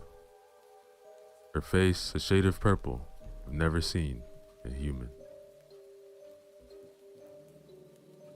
Mother finally let go of Becky and she fell to the ground with a smack. Not even a twitch. Becky was dead. The room was dead quiet while Mother examined her claws, genuine claws, not just sharp nails, and sighed, wiping them off in her nightgown. Her beady black eyes turned to me. Shit, I had to be next. I was so screwed. Well, the body's just gonna go to waste if we stand around. Time to get to work. Poppy had also frozen, but that sentence was what kicked her instincts back into drive. She screamed and ran for it. Unfortunately, her path took her right by Mother. In a blur of movement, the giant hag had backhanded Poppy hard enough to send her sprawling to the floor. Vanessa dear, put the scaredy cat back in the back room. Oh, don't pout. I'm not gonna kill her too. Just lock her in until I decide what she can be good for. Well, don't just stand there, other girl. Grab the bitch and drag her into the kitchen. Couldn't believe what she was saying. More so, what I did next. I did exactly what I was told to do. I hooked my arms underneath the corpse's armpits, dragged her along, following the chuckling crone as we left the reading room. I heard Poppy asking what we were doing. We needed to get out of here. I needed to call the cops, but I let her voice fade into the background of white noise in my skull. The kitchen was nothing out of the ordinary, save for the giant butcher slab that was up against the right wall. Mother nodded to the slab. Get her up there. It was not a request. It was an order. It was a struggle lifting the body entirely off the ground. With a bit of shoving and a loud smack, Becky's corpse was now laying on the butcher's block. Mother gave me a long look up and down before grinning proudly. Ah, good girl. What's your name? Deanna? What are you gonna do with her? What do you think I'm gonna do? Give you a proper reading. That's what I'm gonna do. Oh, those cards are cute little gimmicks. My darling Vanessa can use them as efficiently as one can. But she needs to grow up. Tarot cards are child's play. Anthropomancy, now that's how you get real knowledge of things I've known. Depending on the results, I might try osteomancy as well. We'll see. Those words meant absolutely nothing to me. Even when Mother shredded Becky's bright blue tank top off her body, pulled the Narge Life out the rack, I didn't get it. Not until she plunged that knife into Becky's gut and sliced her open. Her innards slipped free, flopping onto the ground with a sickening splat. I stared in horror as Mother stared at them, murmuring quietly to herself as she saw something I couldn't even possibly comprehend. The room was quiet, save for the sound of Becky's intestines sliding out. Finally, Mother grunted before slamming the body back down on the slab. Ah, we're quite alike, you and I, she said so matter-of-factly, I almost burst out laughing. It was so absurd how calm she was now, compared to her fiery rage when she first been woken up. You don't take other people's word for it. You need proof. No blind faith for you. I like that. I swallowed and tried to avoid breathing through my nose. The smell of blood was about enough to bow me over. Like that? Yes. Now, Mother took a different blade and with the finesse of a butcher, started carving up Becky. Slabs of meat were laid to the side, while some prime cuts were literally thrown across the room to an open pot. The reading was clear. I shouldn't let you get away. My heart nearly stopped out of fear when Mother looked up. She was now splattered with blood, which paired her with granny nightgown somehow made her more terrifying. She threw her head back and shrieked with laughter. Not like that, girl. Oh no, you're too much potential to just have for dinner. Mother proceeded to crack open Becky's ribs with her bare hands. She pulled free and held up the woman's heart. Ah, yes, that potential. The readings are clear. Some people think you have to have your head in the cloud to make magic work. That's not true. You need to be grounded. You need to be calm. What makes you think I'm any of those things? You're not running away, are you? You helped carry this bitch to the table. Stayed for your reading, didn't you? Oh girl, you are something special. Mother hurled her fist back and threw the heart to the pot. Put the lid on. We'll be having late dinner tonight. I needed to stop. I needed to get out now. There were other knives in reach. I could get a weapon. I could defend myself. But instead, I crossed the room and, doing my best not to look into the pot, I popped the lid on. The moment I did that, the stove clicked on, small flames flickering underneath the pot. I turned and hated how I was shocked by how fast Mother was carving up the body.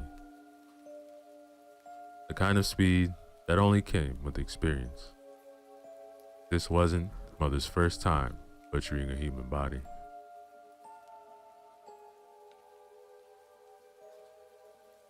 He pulled the ribs free and then with a shout threw them across the floor. Right, so here's what the bones advise. Don't quit your day job yet. You're gonna need the savings. Next month, we'll be starting your training. In a few years, you could actually be an alright witch. No, I don't want to kill people. Good. Then you won't fuck me over by getting caught red-handed. Mother waggled her blood-soaked fingers in the air and cackled. Teaching the bloodthirsty is a great way to end up having to flee a mob. I should know. Vanessa poked her head into the kitchen and sighed as she looked at the bones on the floor. Mother, you really should put tarp down first. I'm gonna have to mop again. Don't tell me how to throw my bones. That is Poppy, isn't it? She locked up. Yes, Mother. I gave her some tea to help calm her. Good, good. Now pick out a nice wine and pair with dinner. Mother shooed Vanessa away.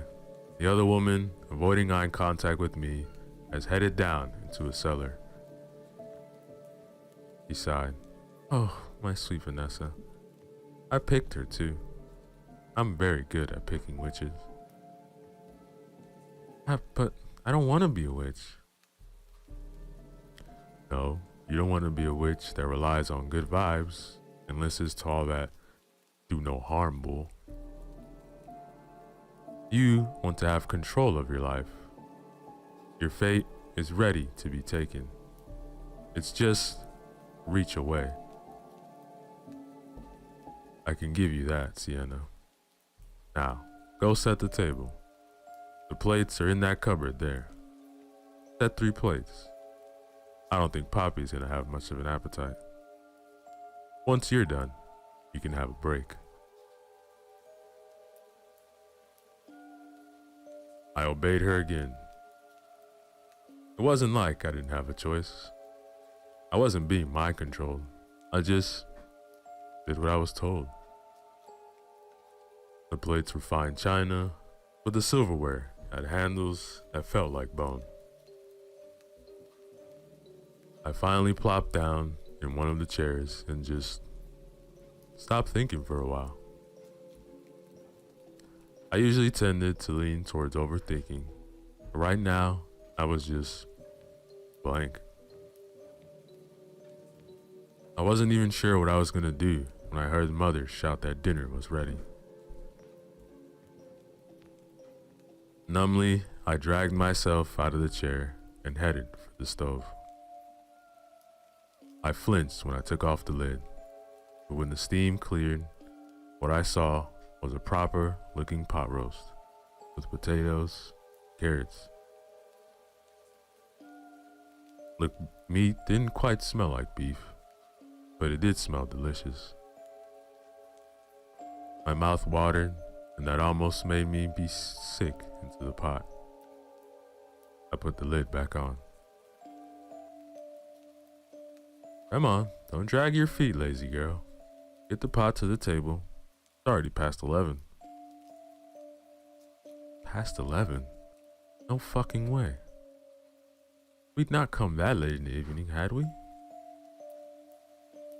I glanced up at the clock to confirm Mother wasn't pulling my leg. Vanessa finally reappeared, cradling the bottle of wine. Do you like red wine? I'm more of a vodka drinker.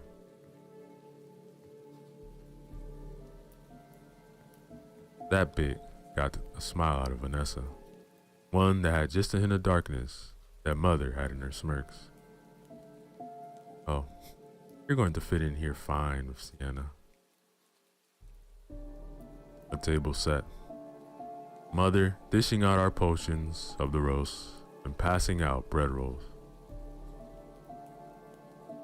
When you share a meal, you are establishing a relationship. We're beginning something beautiful here, Sienna. Control of your future. I stared down at my plate. Did I want this? Did I want to dive deeper down this rabbit hole? Did I want to finally have a bit of control over my life? I picked up my knife and fork and slowly cut a small piece of meat.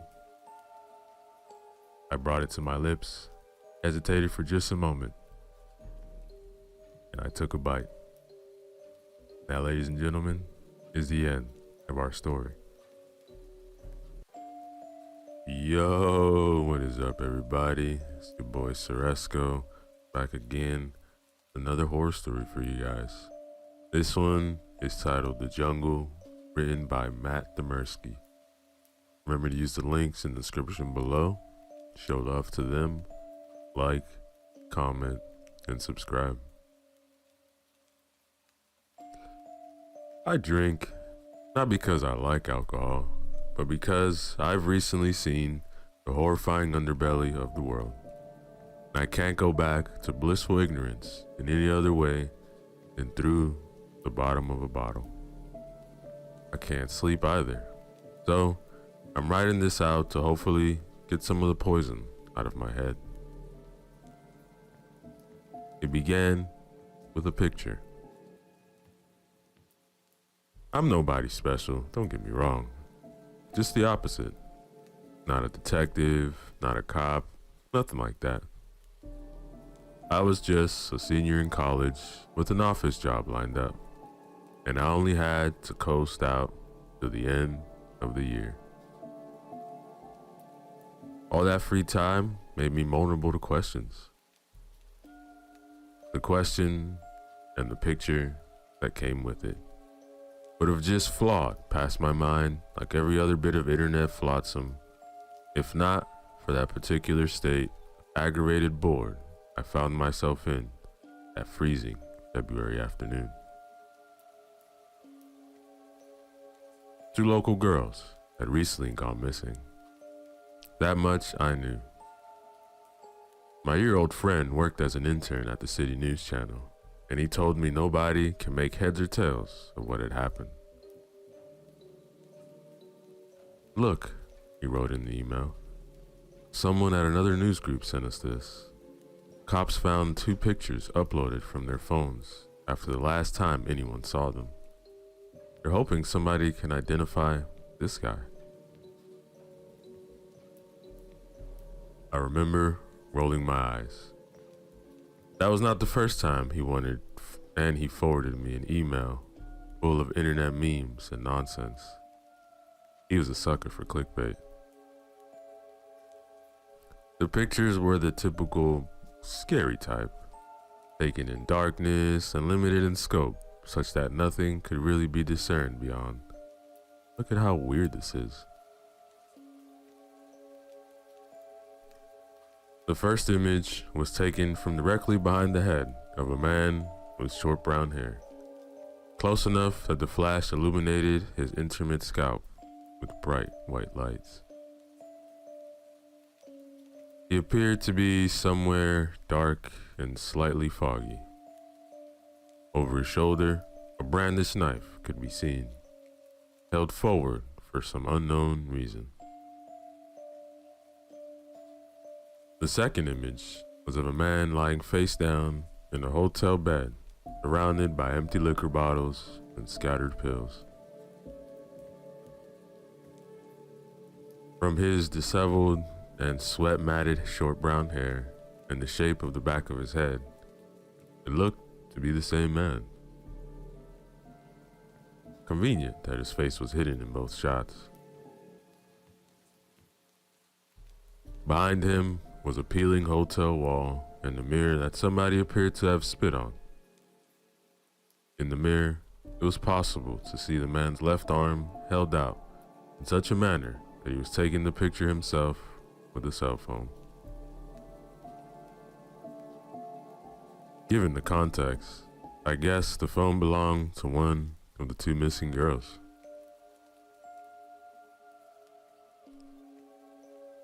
I tended not to believe things like this because they never turned out to be anything. The two girls had likely snuck off to spring break, and this was some sort of prank. Absolute worst scenario, this was just some drunk frat guy they'd hung out with. Let me guess, I wrote back to my friend.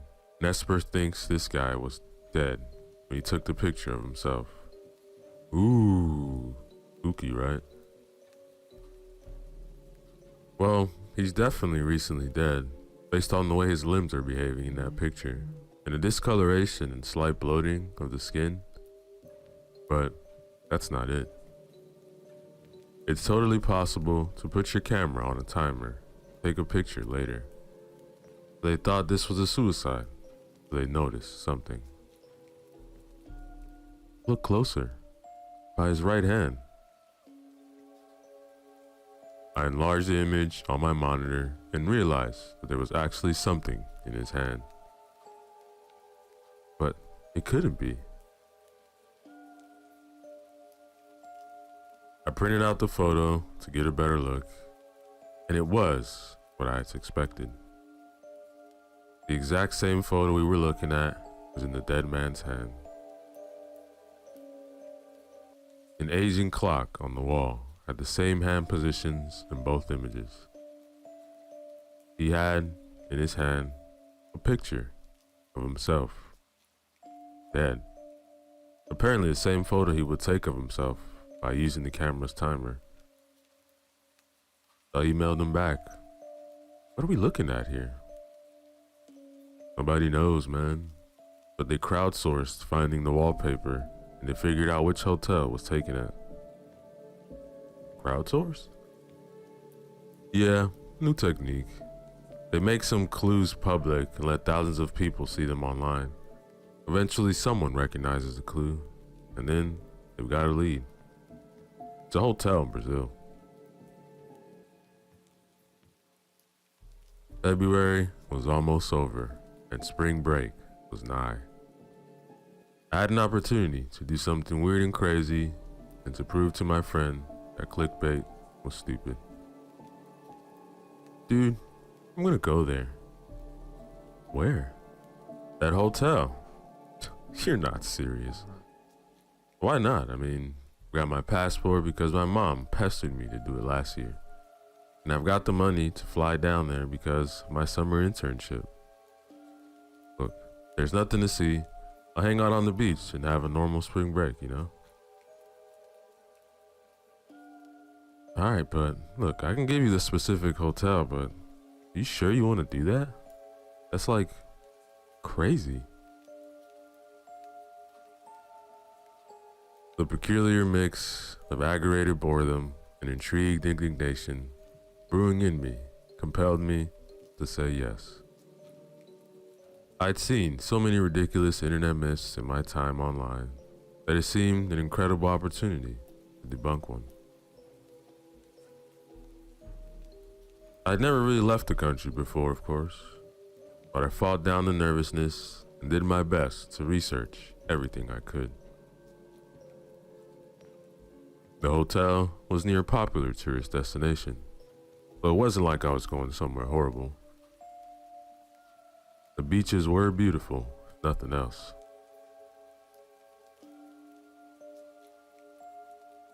The trip by plane was disarmingly familiar.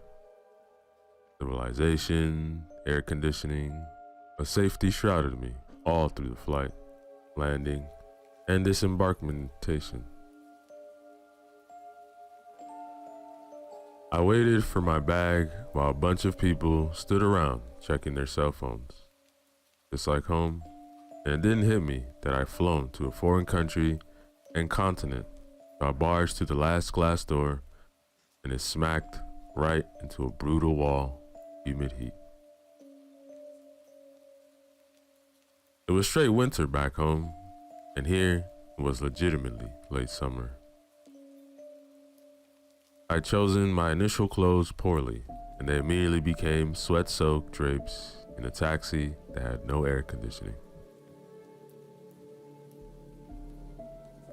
As high as the prices were in the hotel gift shop, and as mass-produced and bland as they were, I bought lighter shirts and shorts, and then sought refuge in my room.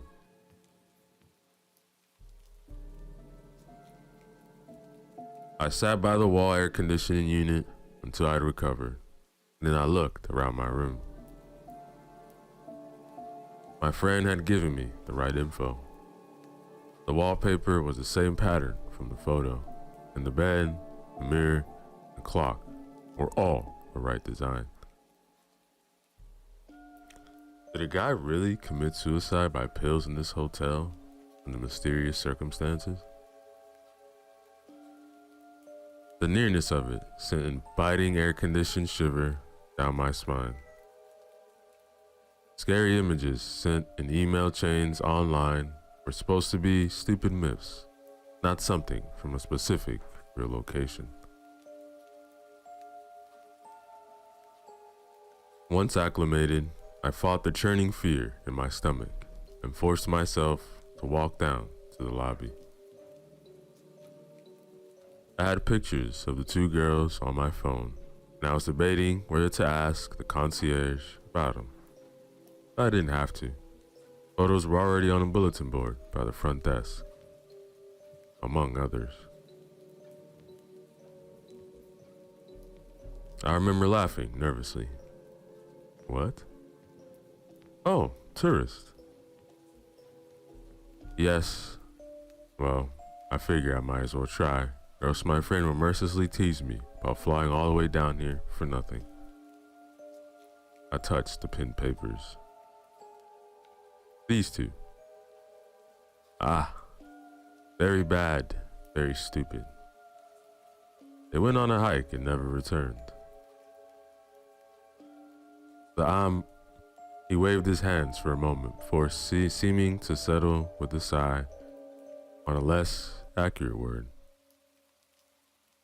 The jungle. It eats people here. That was something more than the gossip back home about the incident. A hike? Ah, yes. Many trails have beautiful sights. Calm and peaceful bellies, the danger beneath. Do not go swimming. The currents are swift. Do not climb. The rocks are loose, and the trees untrustworthy.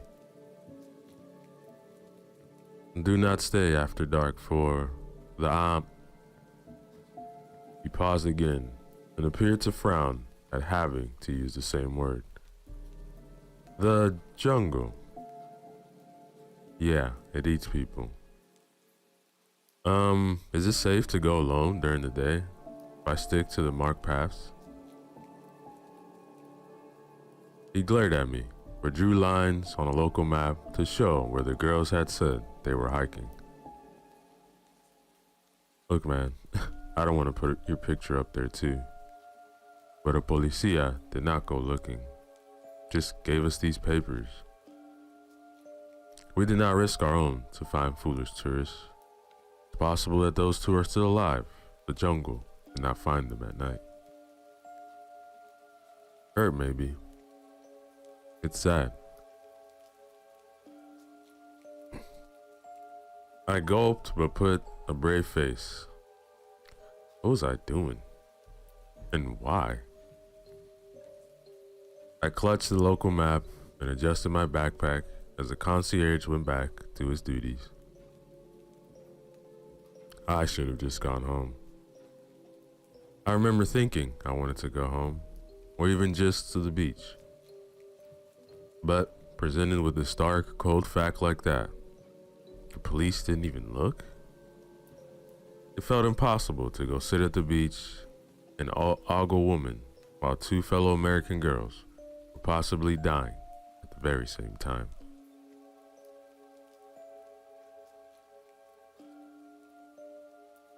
There were some guides for hire outside the hotel, but I felt less safe with a stranger than by myself.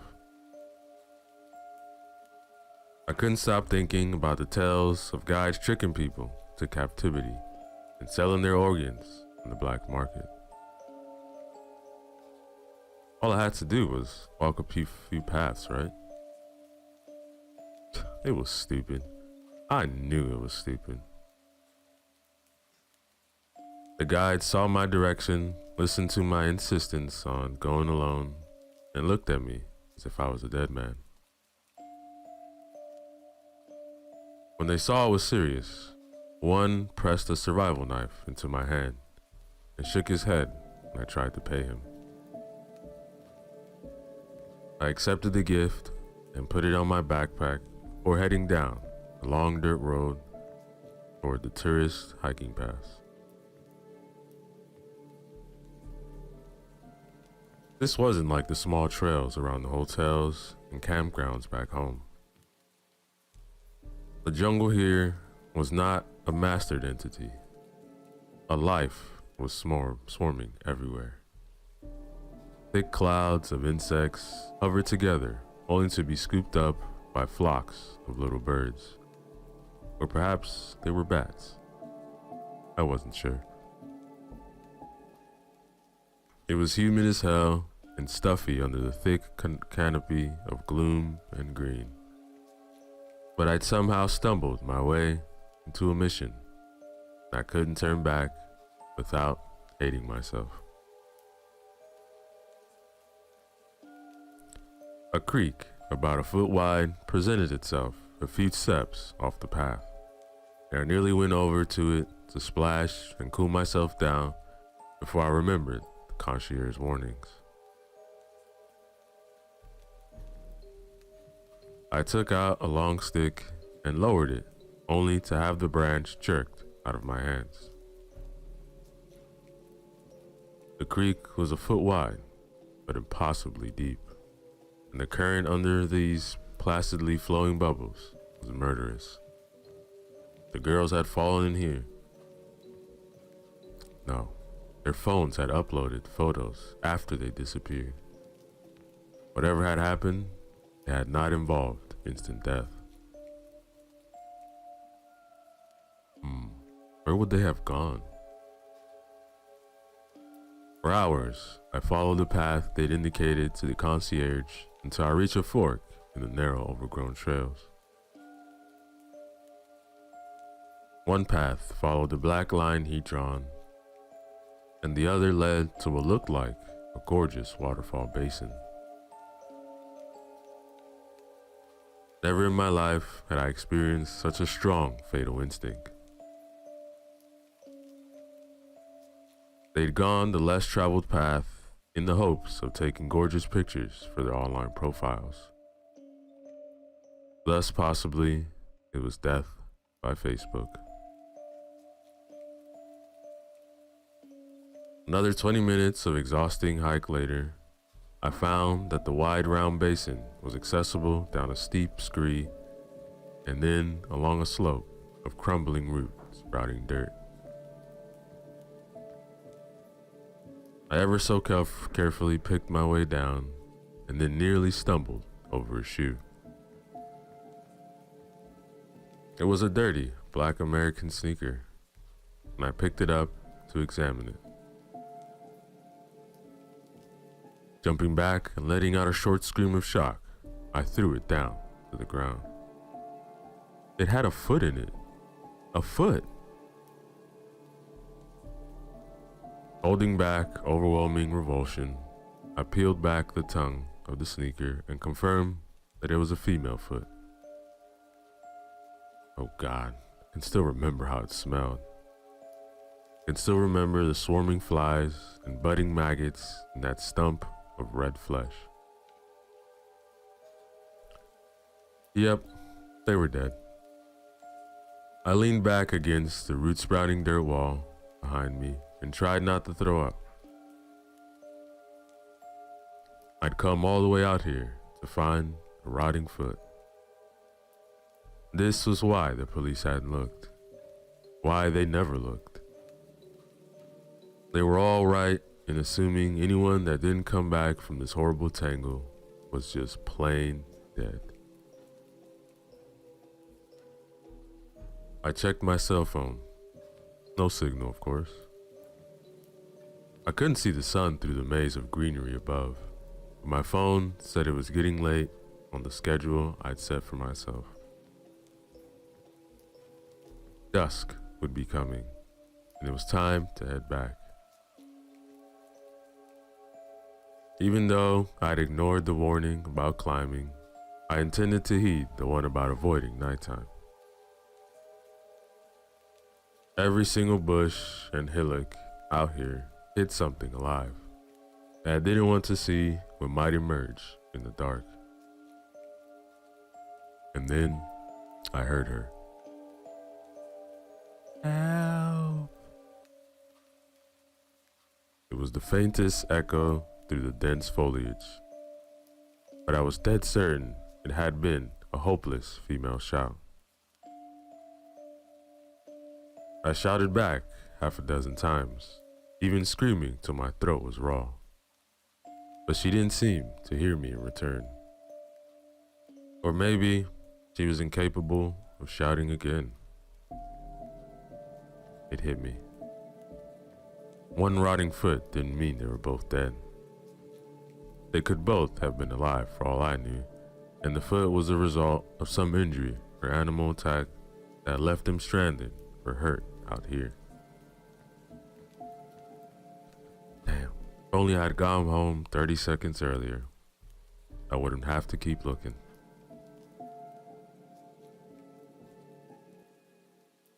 The waterfall above was beautiful, but austere. There was no climbing up that way, which meant the girls had likely followed the resulting narrow river. If they were unable to climb back up the scree, I'd just come down.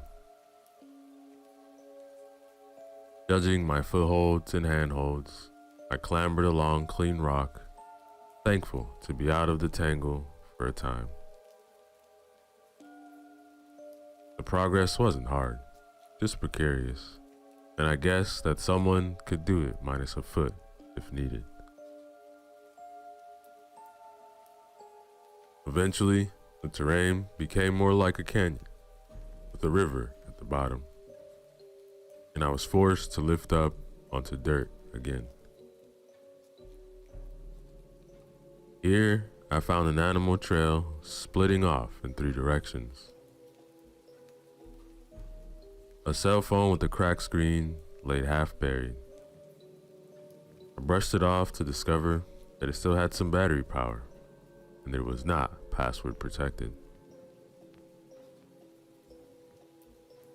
The text messages were mostly mundane conversations from the owner to her friends. The most recent ones were variations on help and are you getting this? Based on frustration from the lack of signal out here, there was no information about what happened. But then I checked the pictures on her camera. Beyond all the typical selfies and photos of the airport, the flight, and the hotel, there were a few of the jungle I just traversed, the waterfall basin, and then the very path I was standing on. The next picture seemed to be taken from hiding between the leaves. The image showed a man brandishing a knife and peering into the underbush opposite. I still couldn't see his face, but he was dressed in local wear I recognized from the shop. Had he seen the girls at the hotel, followed them out here? From the back of his head was the same man from the suicide picture. This was serious. I needed to be ready for a fight or to run. Suddenly tense, I put my backpack down, hid it under the few bushes, and withdrew the survival knife the guide had given me. With the knife out and at the ready in one hand and a cell phone in another, I swiped slowly through the photos. The next few were of the trail I was on, and I followed it step by step, retracing the path the girls had gone. The man was not in these pictures. They seemed to be photos of landmarks that might help them find their way back. Many were blurry, but I had taken in haste. No doubt they'd been running. I couldn't shout anymore either, not without potentially revealing my presence to that man. Had he cut off one of the girl's feet or something? I had her foot ended up back by the waterfall. Swipe. There's the rock. Swipe. Okay, there's the bend on the path. Swipe. There's the arranged stones to mark a direction when no other landmark would suffice. A few more swipes and I was back where I started.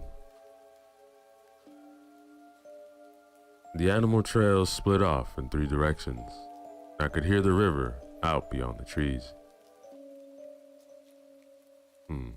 So they'd come full circle by accident. Realized they were lost. Then what? Drop their phone here in frustration? Or had they run into the man with the knife again and gotten caught? If there were 3 paths out here and 2 looped to one another, that meant the middle one had to go elsewhere, right? I heard a noise behind me. Whirled, saw nobody and nothing. I stared out into the jungle as dusk swept a dim shroud between the trees. I'd stayed too long and night was almost upon me. I had to go home. Like, seriously, what was I gonna do? Fight a knife-wielding man in the dark? I could just get the cops and bring down the cavalry. And then I heard her. Help! It came from down the middle path. Oh no.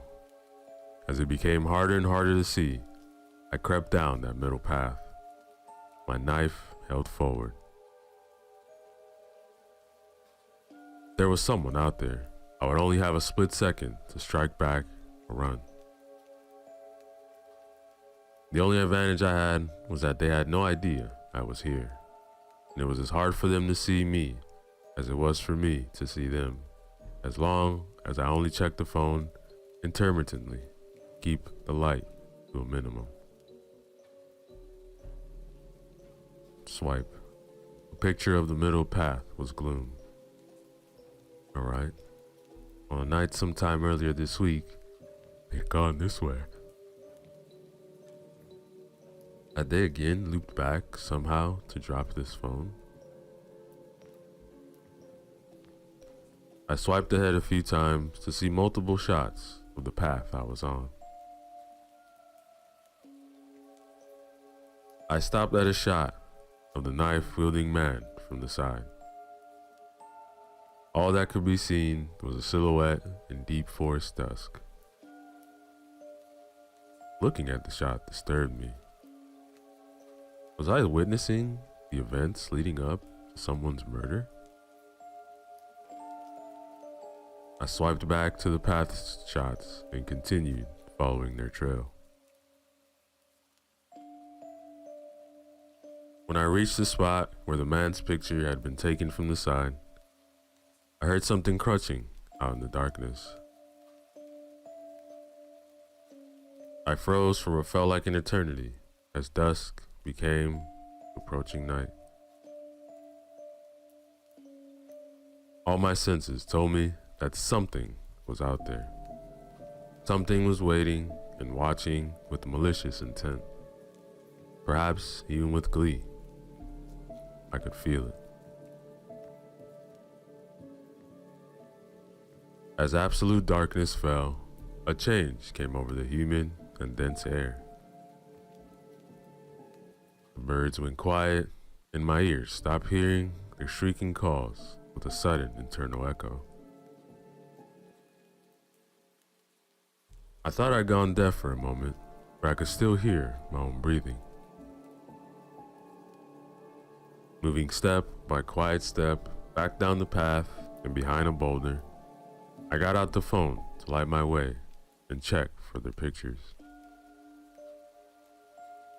Help! I turned my head suddenly to try to get a bead on the scream in the absolute silence. It sounded closer somehow. Help! This time, it came from the opposite direction, a little bit further. Help!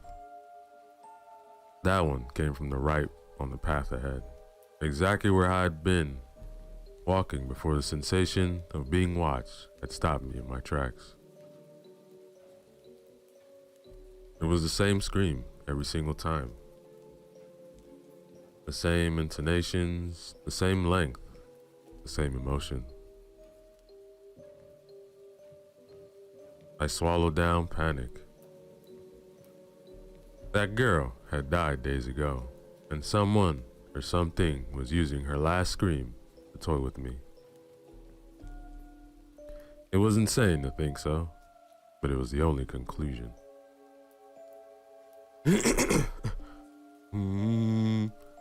Swiping all the way ahead in the pictures on her phone, I found a photo of an arm over her face. A man was wincing against the flash of the camera. As they used the flash as a weapon to blind them, I held my arm up as a series of flashes erupted right in front of my face. I couldn't choose a direction. I just ran.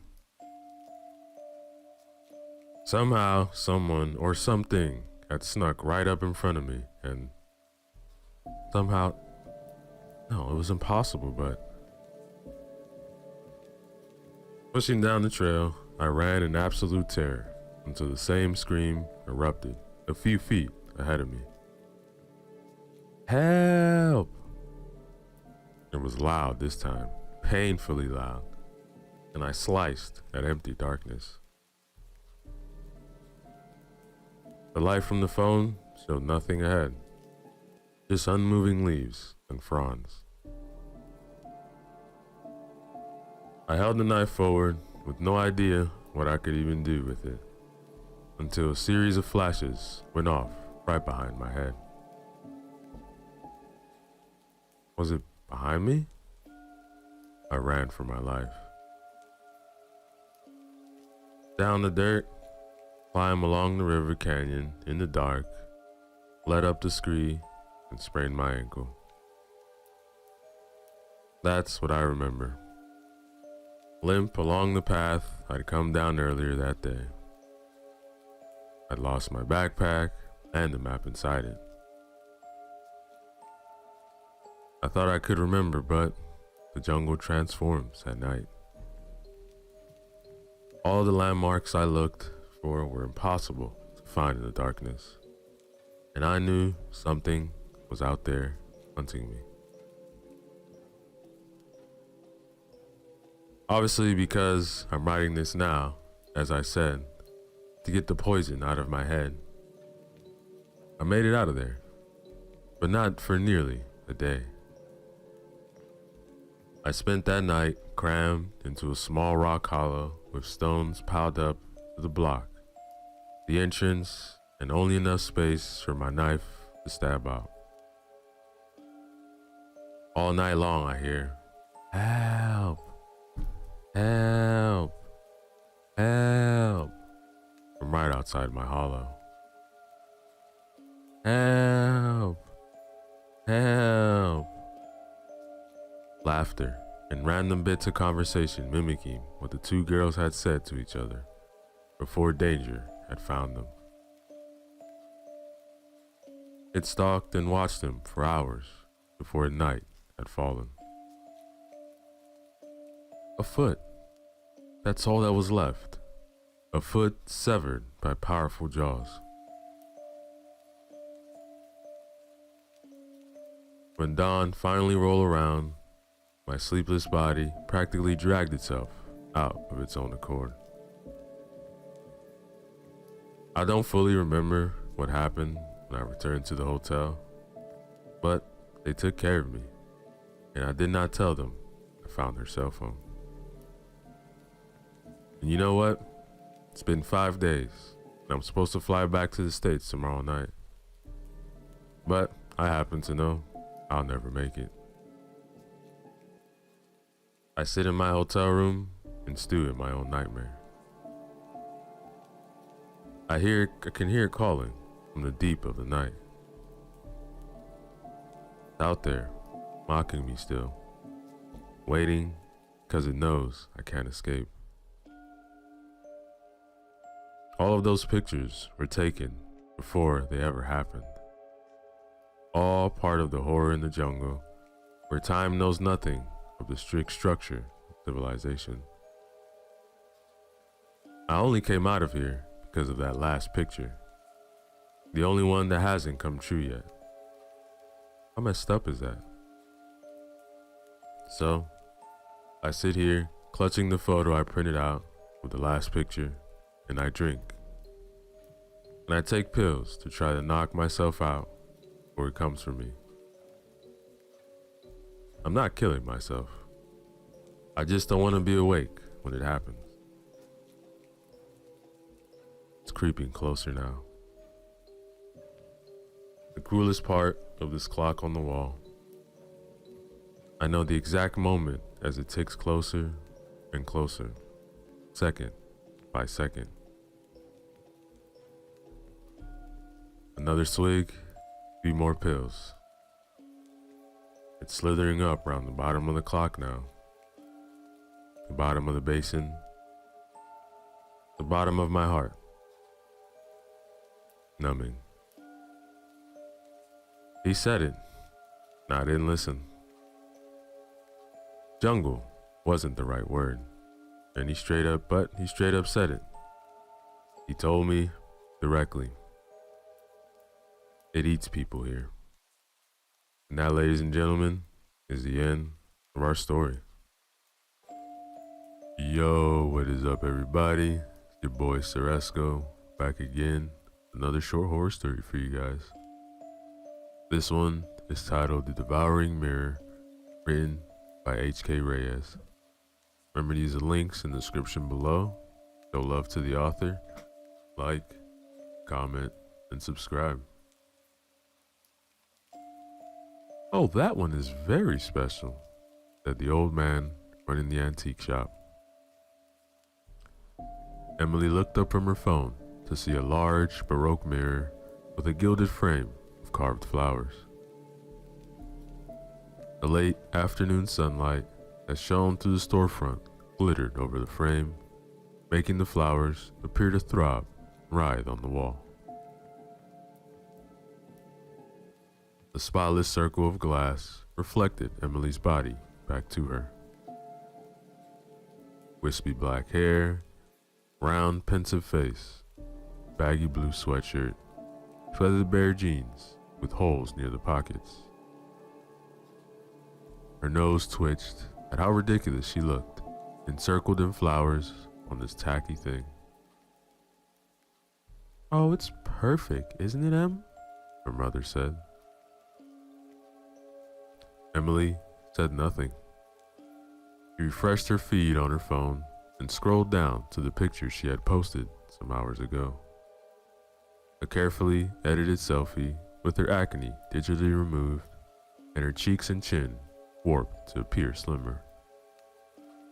No likes and no comments still. "Oh, it'll look wonderful in your room. Brighten things up in there a bit. I've been trying to redecorate and improve the ambiance in there. You know how teenagers get, doom and gloom, even when they don't have anything serious to complain about." The old man's smile was warm, and his faintly yellow teeth gleamed behind his thin gray lips.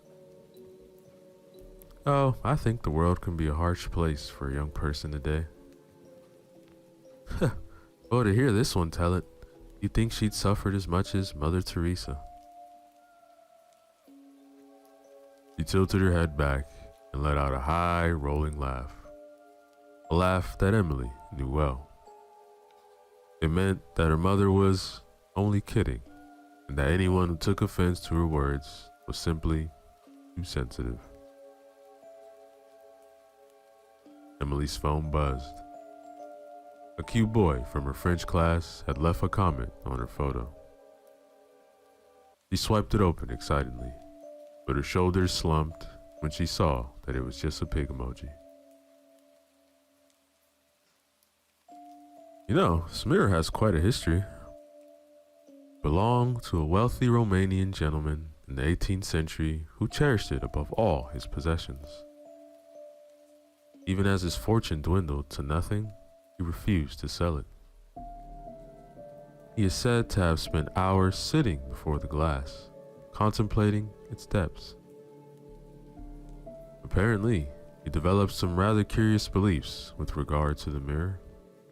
He was convinced it had been enchanted with great power." Emily smirked, and when she looked up from her phone, she saw the old man was entirely serious. According to his letters, he believed that he could see things within the mirror, more than simply his reflection. He was convinced the mirror could fulfill certain desires of his.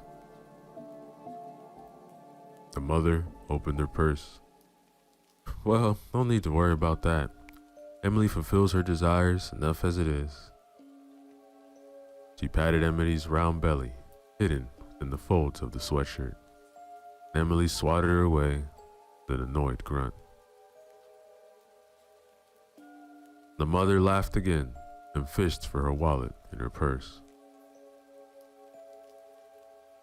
Emily moved away from the counter, her face flushed with anger and embarrassment. She turned to glare at the back of her mother's head, but an odd feeling of unease floated through her. Her gaze drifted toward the mirror. Her conscious mind grasped for an explanation as to why she felt so anxious all of a sudden. But all it could come up with was the absurd notion that whenever she looked away from the mirror, her reflection would look away just a bit more slowly, like it was trying to stare at her for a moment longer. "Don't you think 2 servings is enough already, Em?" her mother called from down the hall. Emily pulled the door shut to her room and slumped into her creaking desk chair. She set down her dinner plate with a heavy glass clunk. She glared at herself in the ugly mirror that was now hanging over her desk. No, she thought to herself, not tonight. She opened her laptop and played a video, trying to ignore the cold, aching pressure gathering in her chest. 2 servings is enough. I'm not even hungry anymore. It should be enough, isn't it? He glared at the plate of uncooked spaghetti with its sticky coating of cold tomato sauce. Not even any good, she thought. Gross. I hate it. I don't want it. But the cold, oppressive pain pressed down on her chest, pressed until it seemed to suck the air right out of her lungs.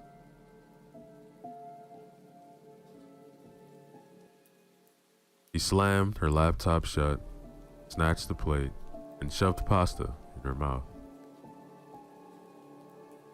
She tasted nothing, eating only for the temporary relief it brought from the pain.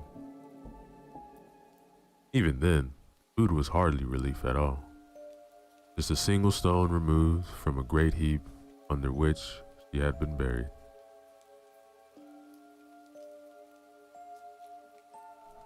She set the bowl down and pressed her palms into her eyes. A few tears leaked out, but she held her breath, stifling the urge to sob. She didn't need her mother bursting in to lecture her on how good her life was. You're pathetic, she thought to herself. Pathetic and fat and ugly, awful. She lifted her head to say those words out loud.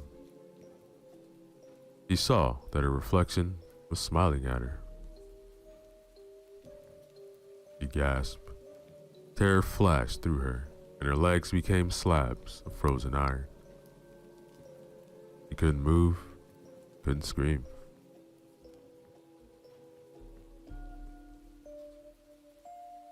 The reflection touched his finger to its lips. Its smile held no malice, no hostility.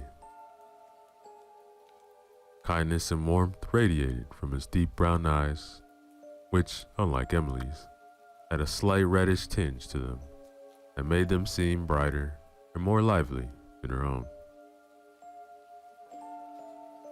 Emily felt her fear leaving in a slow pace. She raised her hand, its fingers barely peeking from the sleeve of her sweatshirt, and she waved. The reflection girl giggled silently and waved back. Emily swallowed to moisten her throat. What are you? The reflection brought its hand to its chin in a cartoonish show of thinking. It shrugged and giggled. What do you want? The reflection licked its lips and rubbed its belly. You're hungry? It nodded emphatically. Well, I have some food here. Do you want that? The girl in the mirror nodded eagerly. It reached out with both hands for the plate of pasta on its side of the mirror. Ignoring the fork, it scooped up a big handful, opened its mouth much wider than Emily could, and ate it. Emily's plate didn't move, but the portion that had been eaten disappeared in a puff of purplish smoke. Emily watched, eyes white-rimmed and shining with amazement, as the food vanished from her plate with the girl's every bite. Before long, the reflection had finished the meal, and Emily's plate was empty, save for a slick purple residue on the surface. The reflection leaned back, patted its belly with its sauce-covered hands, and belched silently. Emily stared at the empty plate on her desk. It's gone. It's gone, and I feel full?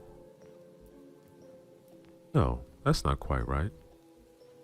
Physically, she could tell she hadn't eaten anything, but she had tasted every bite the reflection had taken, and there was a profound sense of satisfaction in her heart, as though some spiritual appetite within her had been sated, even if her body had not.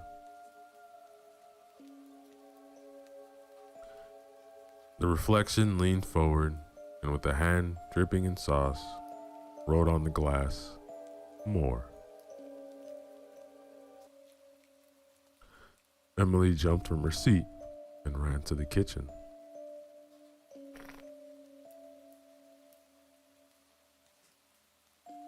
Her mother called down the hallway, "Dessert too? Em, you're never gonna meet any boys unless you start taking better care of your..."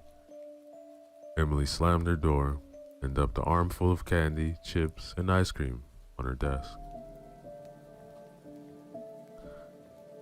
The reflection ate ferociously, ripping packages open with its teeth, shoveling sweets and snacks to its gaping mouth by the fistful. By midnight, both Emily and her reflection were slumped over, exhausted on their desks. The reflection's belly, now round and distended, rose and fell with every labored breath. Emily felt full to bursting, even as her stomach growled. That was amazing. It was like eating, but not eating. I don't have to feel bad about it. The reflection laughed. Potato chip flecks splattered against the inside of the glass. She lifted her finger and wrote in a smear of grease and melted ice cream, "I will eat for you, so you become beautiful." "Why are you being so nice to me?" She writes, "Because you, same." Emily slept soundly that night, feeling that life was about to become very different.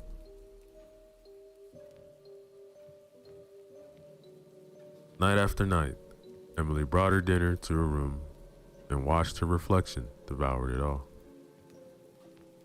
She would pile her plate with as much as it could hold, and the girl in the mirror would eat and eat till its belly looked ready to split open. Yet, it never seemed to be satisfied. Every night, with a hand coated in sauce or grease, it would write in the mirror more. And every night, Emily would feed it again. No longer desiring food for herself, Emily began to lose weight. The roundness in her face pulled inward like a blueberry shriveling in the sun. Her waist shrank, her limbs became long, thin poles, and her fingers were as spindly as spider legs. Where she once dreaded stepping on the scale, now she looked forward to it as it was her favorite part of the day. She bought one for her room and placed it right in front of the mirror so she could track the dwindling number and celebrate milestones with her reflection.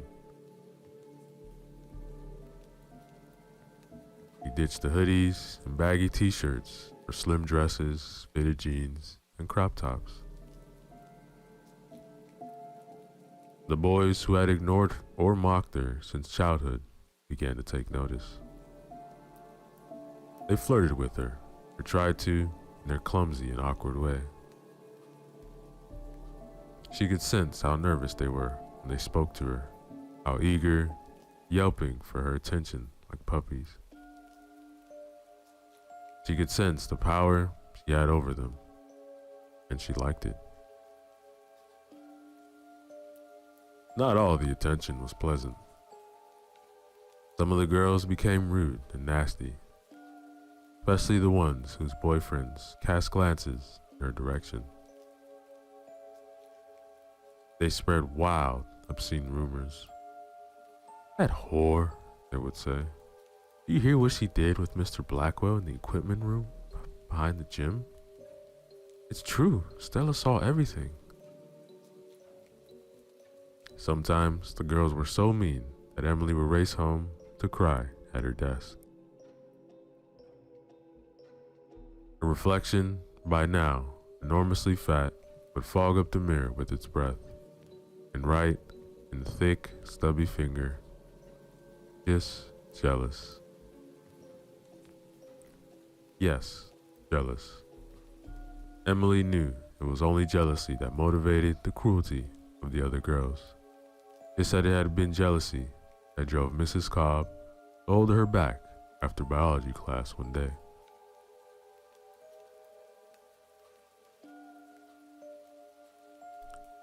"I'm very concerned for your health," he had said.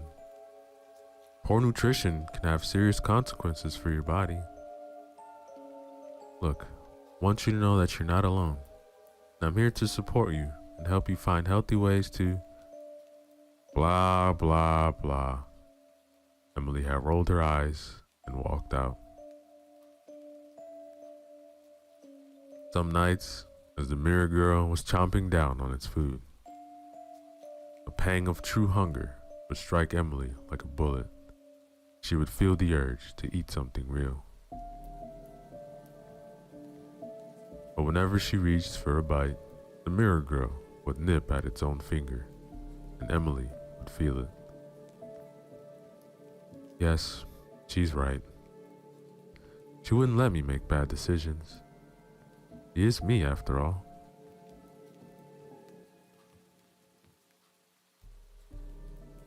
Emily sat across from her mother at the dinner table. A steamy plate of gooey casserole sat untouched in front of her. "May I be excused?" Her mother set her napkin on her lap and said, "Em, when I said I wanted to eat together, it wasn't because I like watching you sulk. Eat something." Emily huffed, gathered up a cheesy bite, and stuck it in her mouth. She pushed the food into her cheek, where it could be stored and spat out later. "There, can I be excused now?" Her mother set her fork on her plate and clasped her hands together. "Your teacher phoned me today to express concerns for your health," as she put it. "She said she's worried I haven't been feeding you enough. Do you have any idea how embarrassing that was for me?" Emily pushed her plate away and took out her phone. No phones at the table, but Emily ignored her. Her feed was glittering with notifications for her latest photo, a selfie in a tight pink dress. "People talk, you know. I'm sure your teacher's talking already. Oh, they all pretend to be concerned about this and that, but in reality, they're judging you, laughing at you. That trashy family, they're saying. Look what a mess they are, too poor to even afford food." Emily scrolled through her photos, basking in the likes and shares. A notification popped into view, and she saw that the cute boy from her French class had commented on her selfie. "Look, I'm just looking out for you, Em. I know you've been improving yourself, and that's admirable, but I don't want you to go as far as you ended up looking bad. You might end up making us look bad." Emily smiled, and she opened the notification, but her face fell when she saw that the boy had only commented with a skeleton emoji.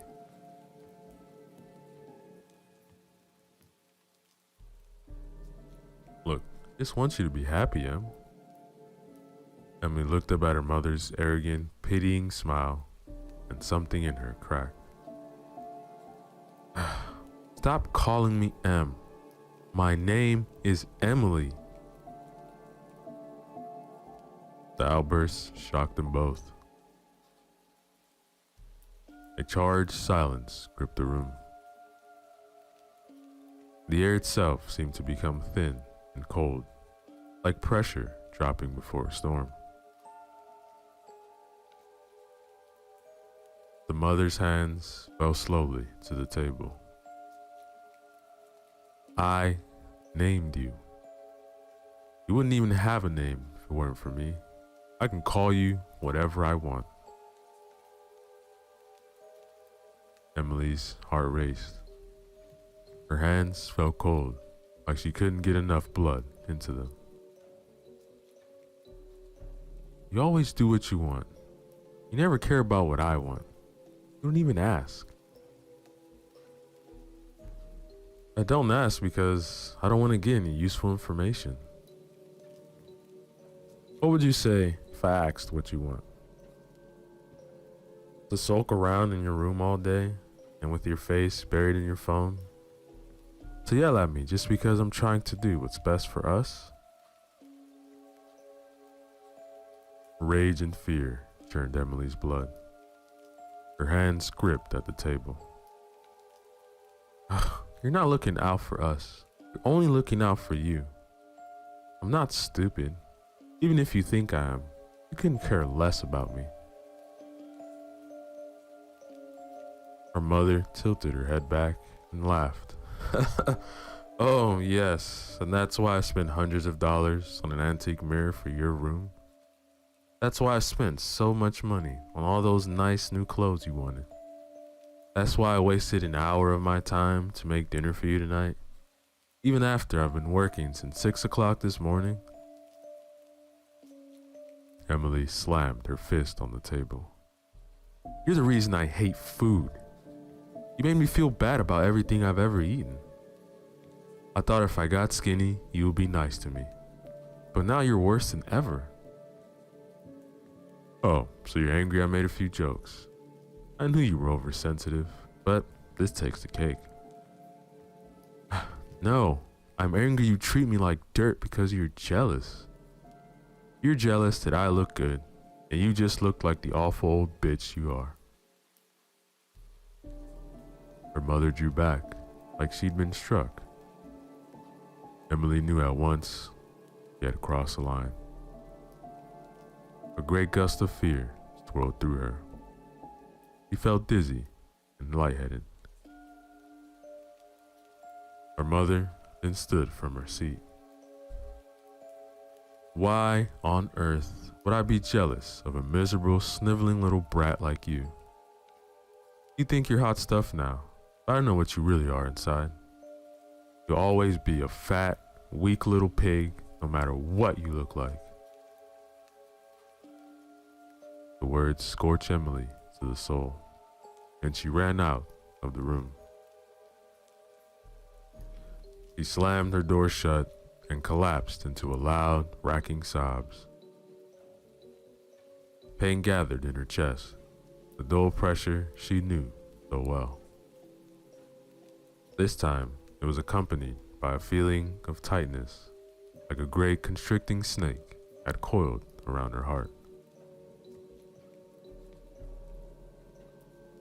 She lifted her head and squinted through the tears in the mirror. Her reflection was staring back at her in confusion, sympathy. Its jowly cheeks sagging, its hair shining with grease, its rolls of body fat shuddering with every movement. This is really what I am, she thought. This is what I'll always be. The reflection wrote with its oily finger. What wrong? Just leave me alone. The girl kept writing. Her? Mother? She hates me. And she's right too. I'm disgusting. The reflection wrote. I can help. What could you do to help me? It wrote, hungry. I'm sorry, but I'm pretty sure dinner's ruined for tonight. The reflection shook its head. No, not usual dinner. What do you want then? A soft knock at the door startled her. Her mother's voice came through softly. Em? Can we talk? Em turned toward the reflection to tell her to wait, but the words written on the glass stopped her cold. Hungry for meat. The door opened and the mother stood in the doorway. Daylight was fading quickly and shadow had pulled into the depressions around her eyes. Oh, Em, I'm very sorry. We sort of let things get out of hand there, didn't we? Emily stood up with difficulty. Her heart felt like it was sputtering in her chest, like a motor running out of fuel. She leaned against the desk for support and saw that something had changed in the reflection's face. No, not a face anymore. Not exactly. It was something else. The mother stepped into the room, her white skirt undiluted shadow as she moved. I shouldn't have said that just now. It was a terrible thing to say. I have no excuse. To be honest, I was just shocked by how much you sounded like me at your age. Emily gazed into the reflection's eyes. Eyes that no longer resembled her own. Eyes that became warm pools of crimson red above a grinning, toothed maw. And she understood. In fact, I'm pretty sure I said the same thing to your grandmother just before I left home. It's funny how these things work out. I'd swore I'd never be anything like her. I bet you told yourself the same thing. Truth washed over Emily like a cold, cleansing rain. Yes, she understood now. She had been hungry all her life, but not for food. No, she had eaten to ease the pain of living. All she had needed was one particular bite. You know, I tried to make things different for you. Got us a home, so you would never know what it's like living out in a car. Bought us nice things, so you wouldn't have to be embarrassed about bringing anyone over. It was all so obvious. Emily wondered how she had never seen it before. No matter. She knew what had to be done now. That was enough. He touched her hand to the mirror, and through the glass felt the reflection's scaly claw on the other side. Look, I tried to avoid the old trap, but it seems like I just found another way to fall into it. The mirror thing pulled away, and on its side of the glass crept up behind the mother. Its teeth glinted like broken glass as its lipless mouth pulled open. I guess what your grandmother just said before she died is true. You don't face your demons, you end up feeding them. The creature arched like a cobra and struck, sinking its teeth into the woman's throat. The mother's head snapped back, and she was thrown backward against the wall. Her fingers shot to her neck, grasping at the invisible force that had suddenly constricted around her windpipe. Blood vessels burst in her eyes, coloring the whites a bright scarlet. She tried to scream, but could only squirt a wet gurgle from her crutched throat. The skin of her throat puckered and split in a jagged, bleeding line. The mirror creature wrenched its head back, and the flesh vanished in a puff of purple smoke. Blood gushed from the open wound. It sucked into her windpipe as she struggled to breathe, came up again, pink and frothy. Emily tasted her mother's throat exploding into her mouth. Blood pumped over her tongue like juice from a ripe tomato. The reflection chewed, and Emily tasted the soft, yielding meat. She threw her head back and laughed, a wild, gleeful sound that was halfway to screaming. As her mother reached out for her and mouthed,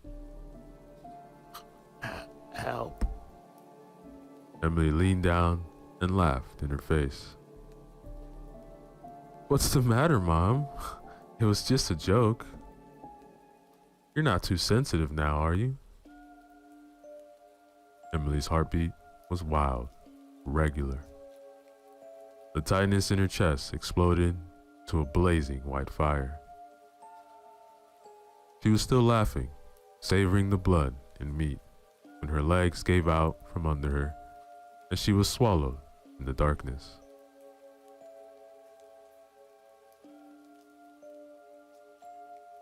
Later that night, the old man at the antique shop noticed with a mild surprise that the mirror had returned to its usual spot on the wall. "Oh my, you've come home early." He placed both hands on the frame and leaned his face towards the glass, as though he were dunking his head to a barrel of black water. "Oh, I see. Well, that woman was awful. Serves her right. Pity about the young girl, though. But not unexpected, given how weak her heart must have been at that level of undernourishment." He let go of the mirror and shuffled back behind the shop counter. Darkness pressed in on him, and he wore it like a slithering robe. Not even moonlight touched him. Still, it seems that everyone got what they wanted. All in all, a successful sale, I'd say. But no time to rest on our laurels, gentlemen. Another customer might arrive at any minute. His teeth were a pale yellow crescent as he sat behind his counter and smiled in the dark. That, ladies and gentlemen, is the end of our story. Yo, what is up, everybody? Your boy Ceresco back again with another short horror story for you guys. This one is titled Untold Tales of Horror, Now Told, written by Dale Thompson. Remember to use the links in the description below. Show love to the author, like, comment, and subscribe. Devilish dolls, haunted houses, ghoulish ghosts, freaky frights, dreadful demons, blood-sucking bats, peculiar pumpkins, bizarre bridges, fiendish phantoms, atrocious apparitions, malfeasant monsters, wicked witches, and all things that go bump in the night. Welcome to Untold Tales of Horror Now Told. I am your host, Alistair Mortimer Caneswright. Tonight, we will tell the tales that no one is brave enough to tell. If you believe in the University Halloween Massacre, or that perhaps there are secret tunnels running below your university that house the dead, the ghosts of suicide victims hanging in your university hallways, or that stone statues come alive at night to eat students. And this program is for you. Alistair ran through his podcast within his normal time and with a grand send-off. Well, I hope that was scary enough for you. Until we scare again, this is Alistair Mortimer Caneswright signing off. Alistair closed his door with a sensational feeling of satisfaction. His stories this night were his own creations. Sometimes, when he had been lessened and inspired, he would read submissions from other writers. But this night, he read two of his own horrifying. The night closed its darkness around the college town. Hard pressed to see, Alistair guided himself home, noticing the faint glimmer of artificial lights from windows and street lamps. But overall, the town was asleep, idle and in a dormant state. Alistair seemed to be the only one who was making his way home.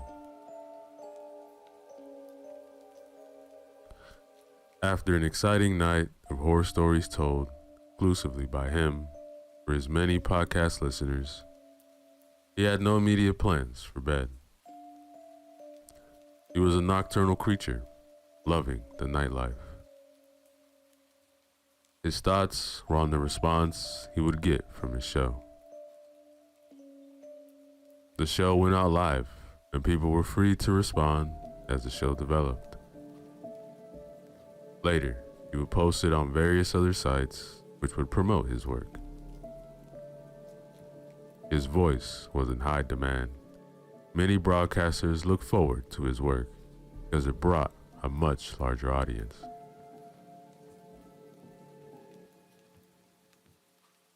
Alistair looked forward to reading his comments after the show. It was a way for him to wind down. Once he reached his humble abode, which was nothing like his audience likely believed he lived in, he first scooped up his hairless Sphinx cat, Abaddon, and made his way to the kitchen. There, he heated some milk in a dish, poked his finger in to make sure the temperature was acceptable, and let his kitty go at it while he booted up his computer.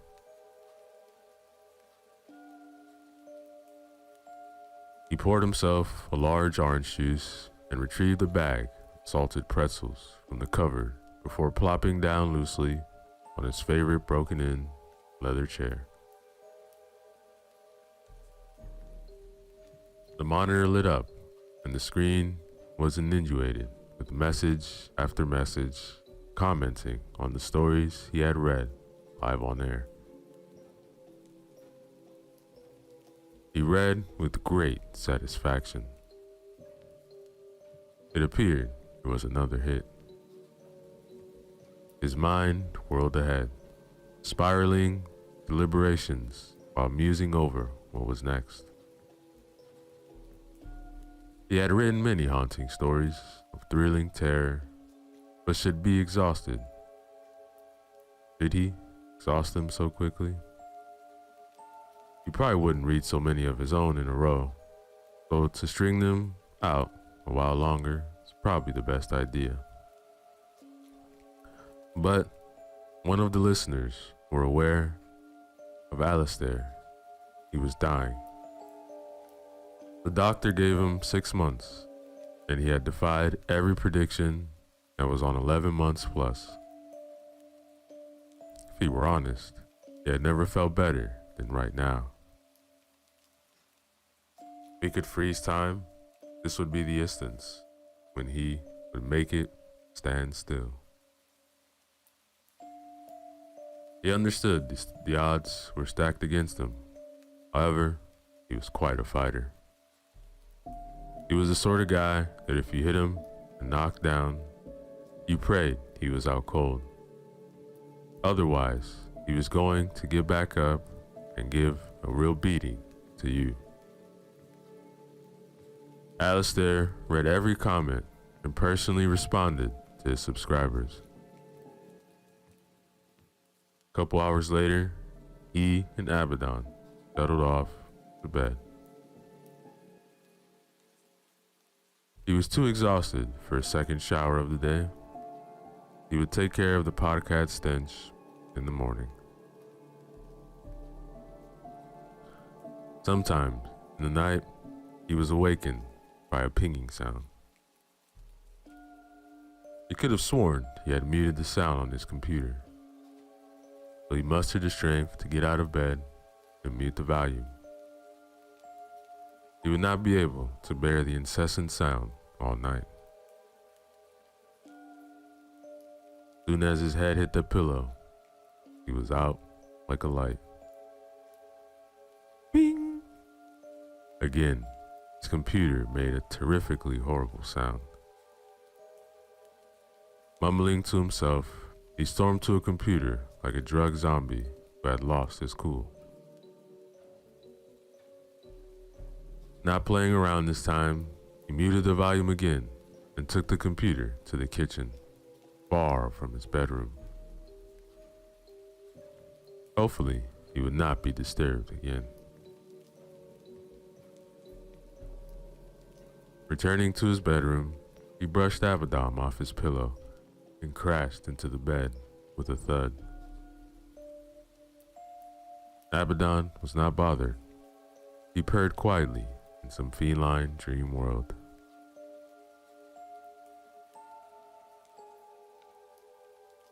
Alistair jerked violently out of a deep sleep and did not know why. His brain was scrambled, but he quickly gathered his senses.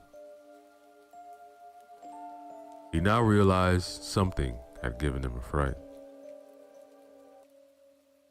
There had been an uncommon sound from the kitchen. A commotion and disturbance, like a giant gong being smashed. Logically, he imagined the pan was unbalanced and slipped off into the sink or into the floor. He hoped, if it was the floor, that the tiles were not chipped or cracked. Staggering through the dimly lit hallway to the kitchen, trying to avoid stepping on Abaddon, who was dodging under his heels. In the dark, he stepped on one of the assorted cat toys lying around. It just so happened that it was a hard toy with the prongs which stick out. It didn't hurt as bad as a Lego, but it still smarted. He threw out a sleepily expletive and motored on towards the kitchen. Alistair flipped on the light. The kitchen looked normal. He saw nothing out of place. Wait. Its kitchen door leading to the back door garden was a tiny bit cracked. It was minuscule, hardly noticeable, yet he detected it. A chill raced down his spine. He was overflowing with anticipation and consequential excitement. Somewhat afraid, Alistair made a quick scan of the kitchen to ensure he was positively alone. If anybody or anything had entered the house, they would not have made it any further in the kitchen. He assured himself. Going to the door, his ears were perked for any noises. Slowly, he opened the door wider and turned on the backyard light. It was a powerful light that lit his narrow yard and shone as far as his rear gate, which led out into the main street. 6-foot hedges ran down the sides of his yard, thick and impenetrable.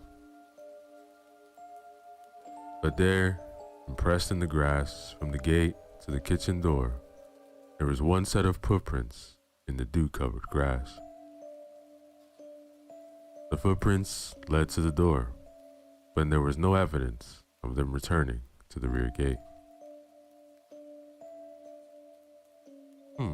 How odd. Barefoot and only in boxers and a t-shirt, he opted not to check the gate just yet. He closed and locked the door.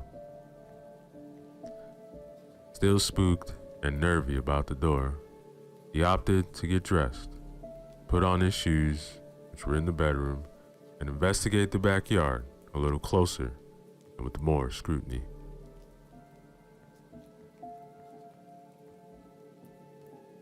With great suspicion and holding a Louisville Slugger baseball bat firmly in his hand, he entered the backyard. He measured his shoe size with the imprint in the grass. Whoever was lurking in his backyard had at least a size 12 shoe. He imagined that it was one big fella. Once Alistair reached the gate, his misgivings were confirmed. The gate was ajar. He did not like this. He did not like this one bit. Speedily, he secured the gate and turned to go back to the house. But something peculiar took place that gave him pause. The kitchen light flickered in sequence several times, and at the end of the blinking, the backyard light was extinguished. Holy mother of pearl, he said to himself. Stiffened in place with a sensation not much different than rigor mortis, Alistair watched the window of the lit kitchen. He was not going back until he was sure it was safe. Gathering his nerves, which were severely frayed at this point, he approached his house with a sense of dread and heightened caution. The kitchen light remained illuminated, and this gave him some assurance. Working his way up to the window, he sneaked a peek. Initially, he saw nothing. All looked as it should. He considered the all-light episode, and with no other evidence of eldritch happenings, the only plausible explanation was the bulb in the backyard must have shorted out. With his trepidation easing, he wanted to guarantee his safety, so he opted for another look through the window just to ease his fear. What he saw nearly made him pass out. He was in the kitchen. He saw himself on his back, turned toward him, standing at the table. The person hovering his kitchen table looked identical to him. They were even dressed like him. What the devil? The grip on the baseball bat loosened as a paused terror swept over him like a hot towel and bore down into the pit of his gut to the point where he swayed with nausea. He leaned on the house with his shoulder and attempted to will strength back into his rubbery legs. Alistair was not necessarily a brave man. His courage had never really been challenged before. Oh, he stuck up for himself in high school when he bullied. But this was something otherworldly. Could it even be possible? How does something as bizarre as this even occur? This was just like the unutterable secrets he wrote and did voiceovers for on his podcast.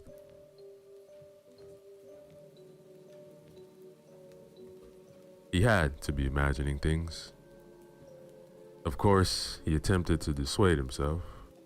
Maybe he was dreaming still. A rational answer would come to him. He knew it, but nothing came. The only thing he could convince himself of was there was a duplicate of himself haunting his own kitchen. The yard lit up, not with light from the back porch, but with a resonating chatter that could only be called al-as-if, which H.P. Lovecraft defined in his writing as that nocturnal sound made by insects supposed to be the howling of demons. The definition was birthed from the ruins of Babylon out of the empty space of amorphous crimson desert. Alistair had read all of Lovecraft's materials. Lovecraft was locked into secrets of grace older than mankind. The sounds Alistair was tortured with were far beyond the sound of common insects and bugs that crawl and fly at night.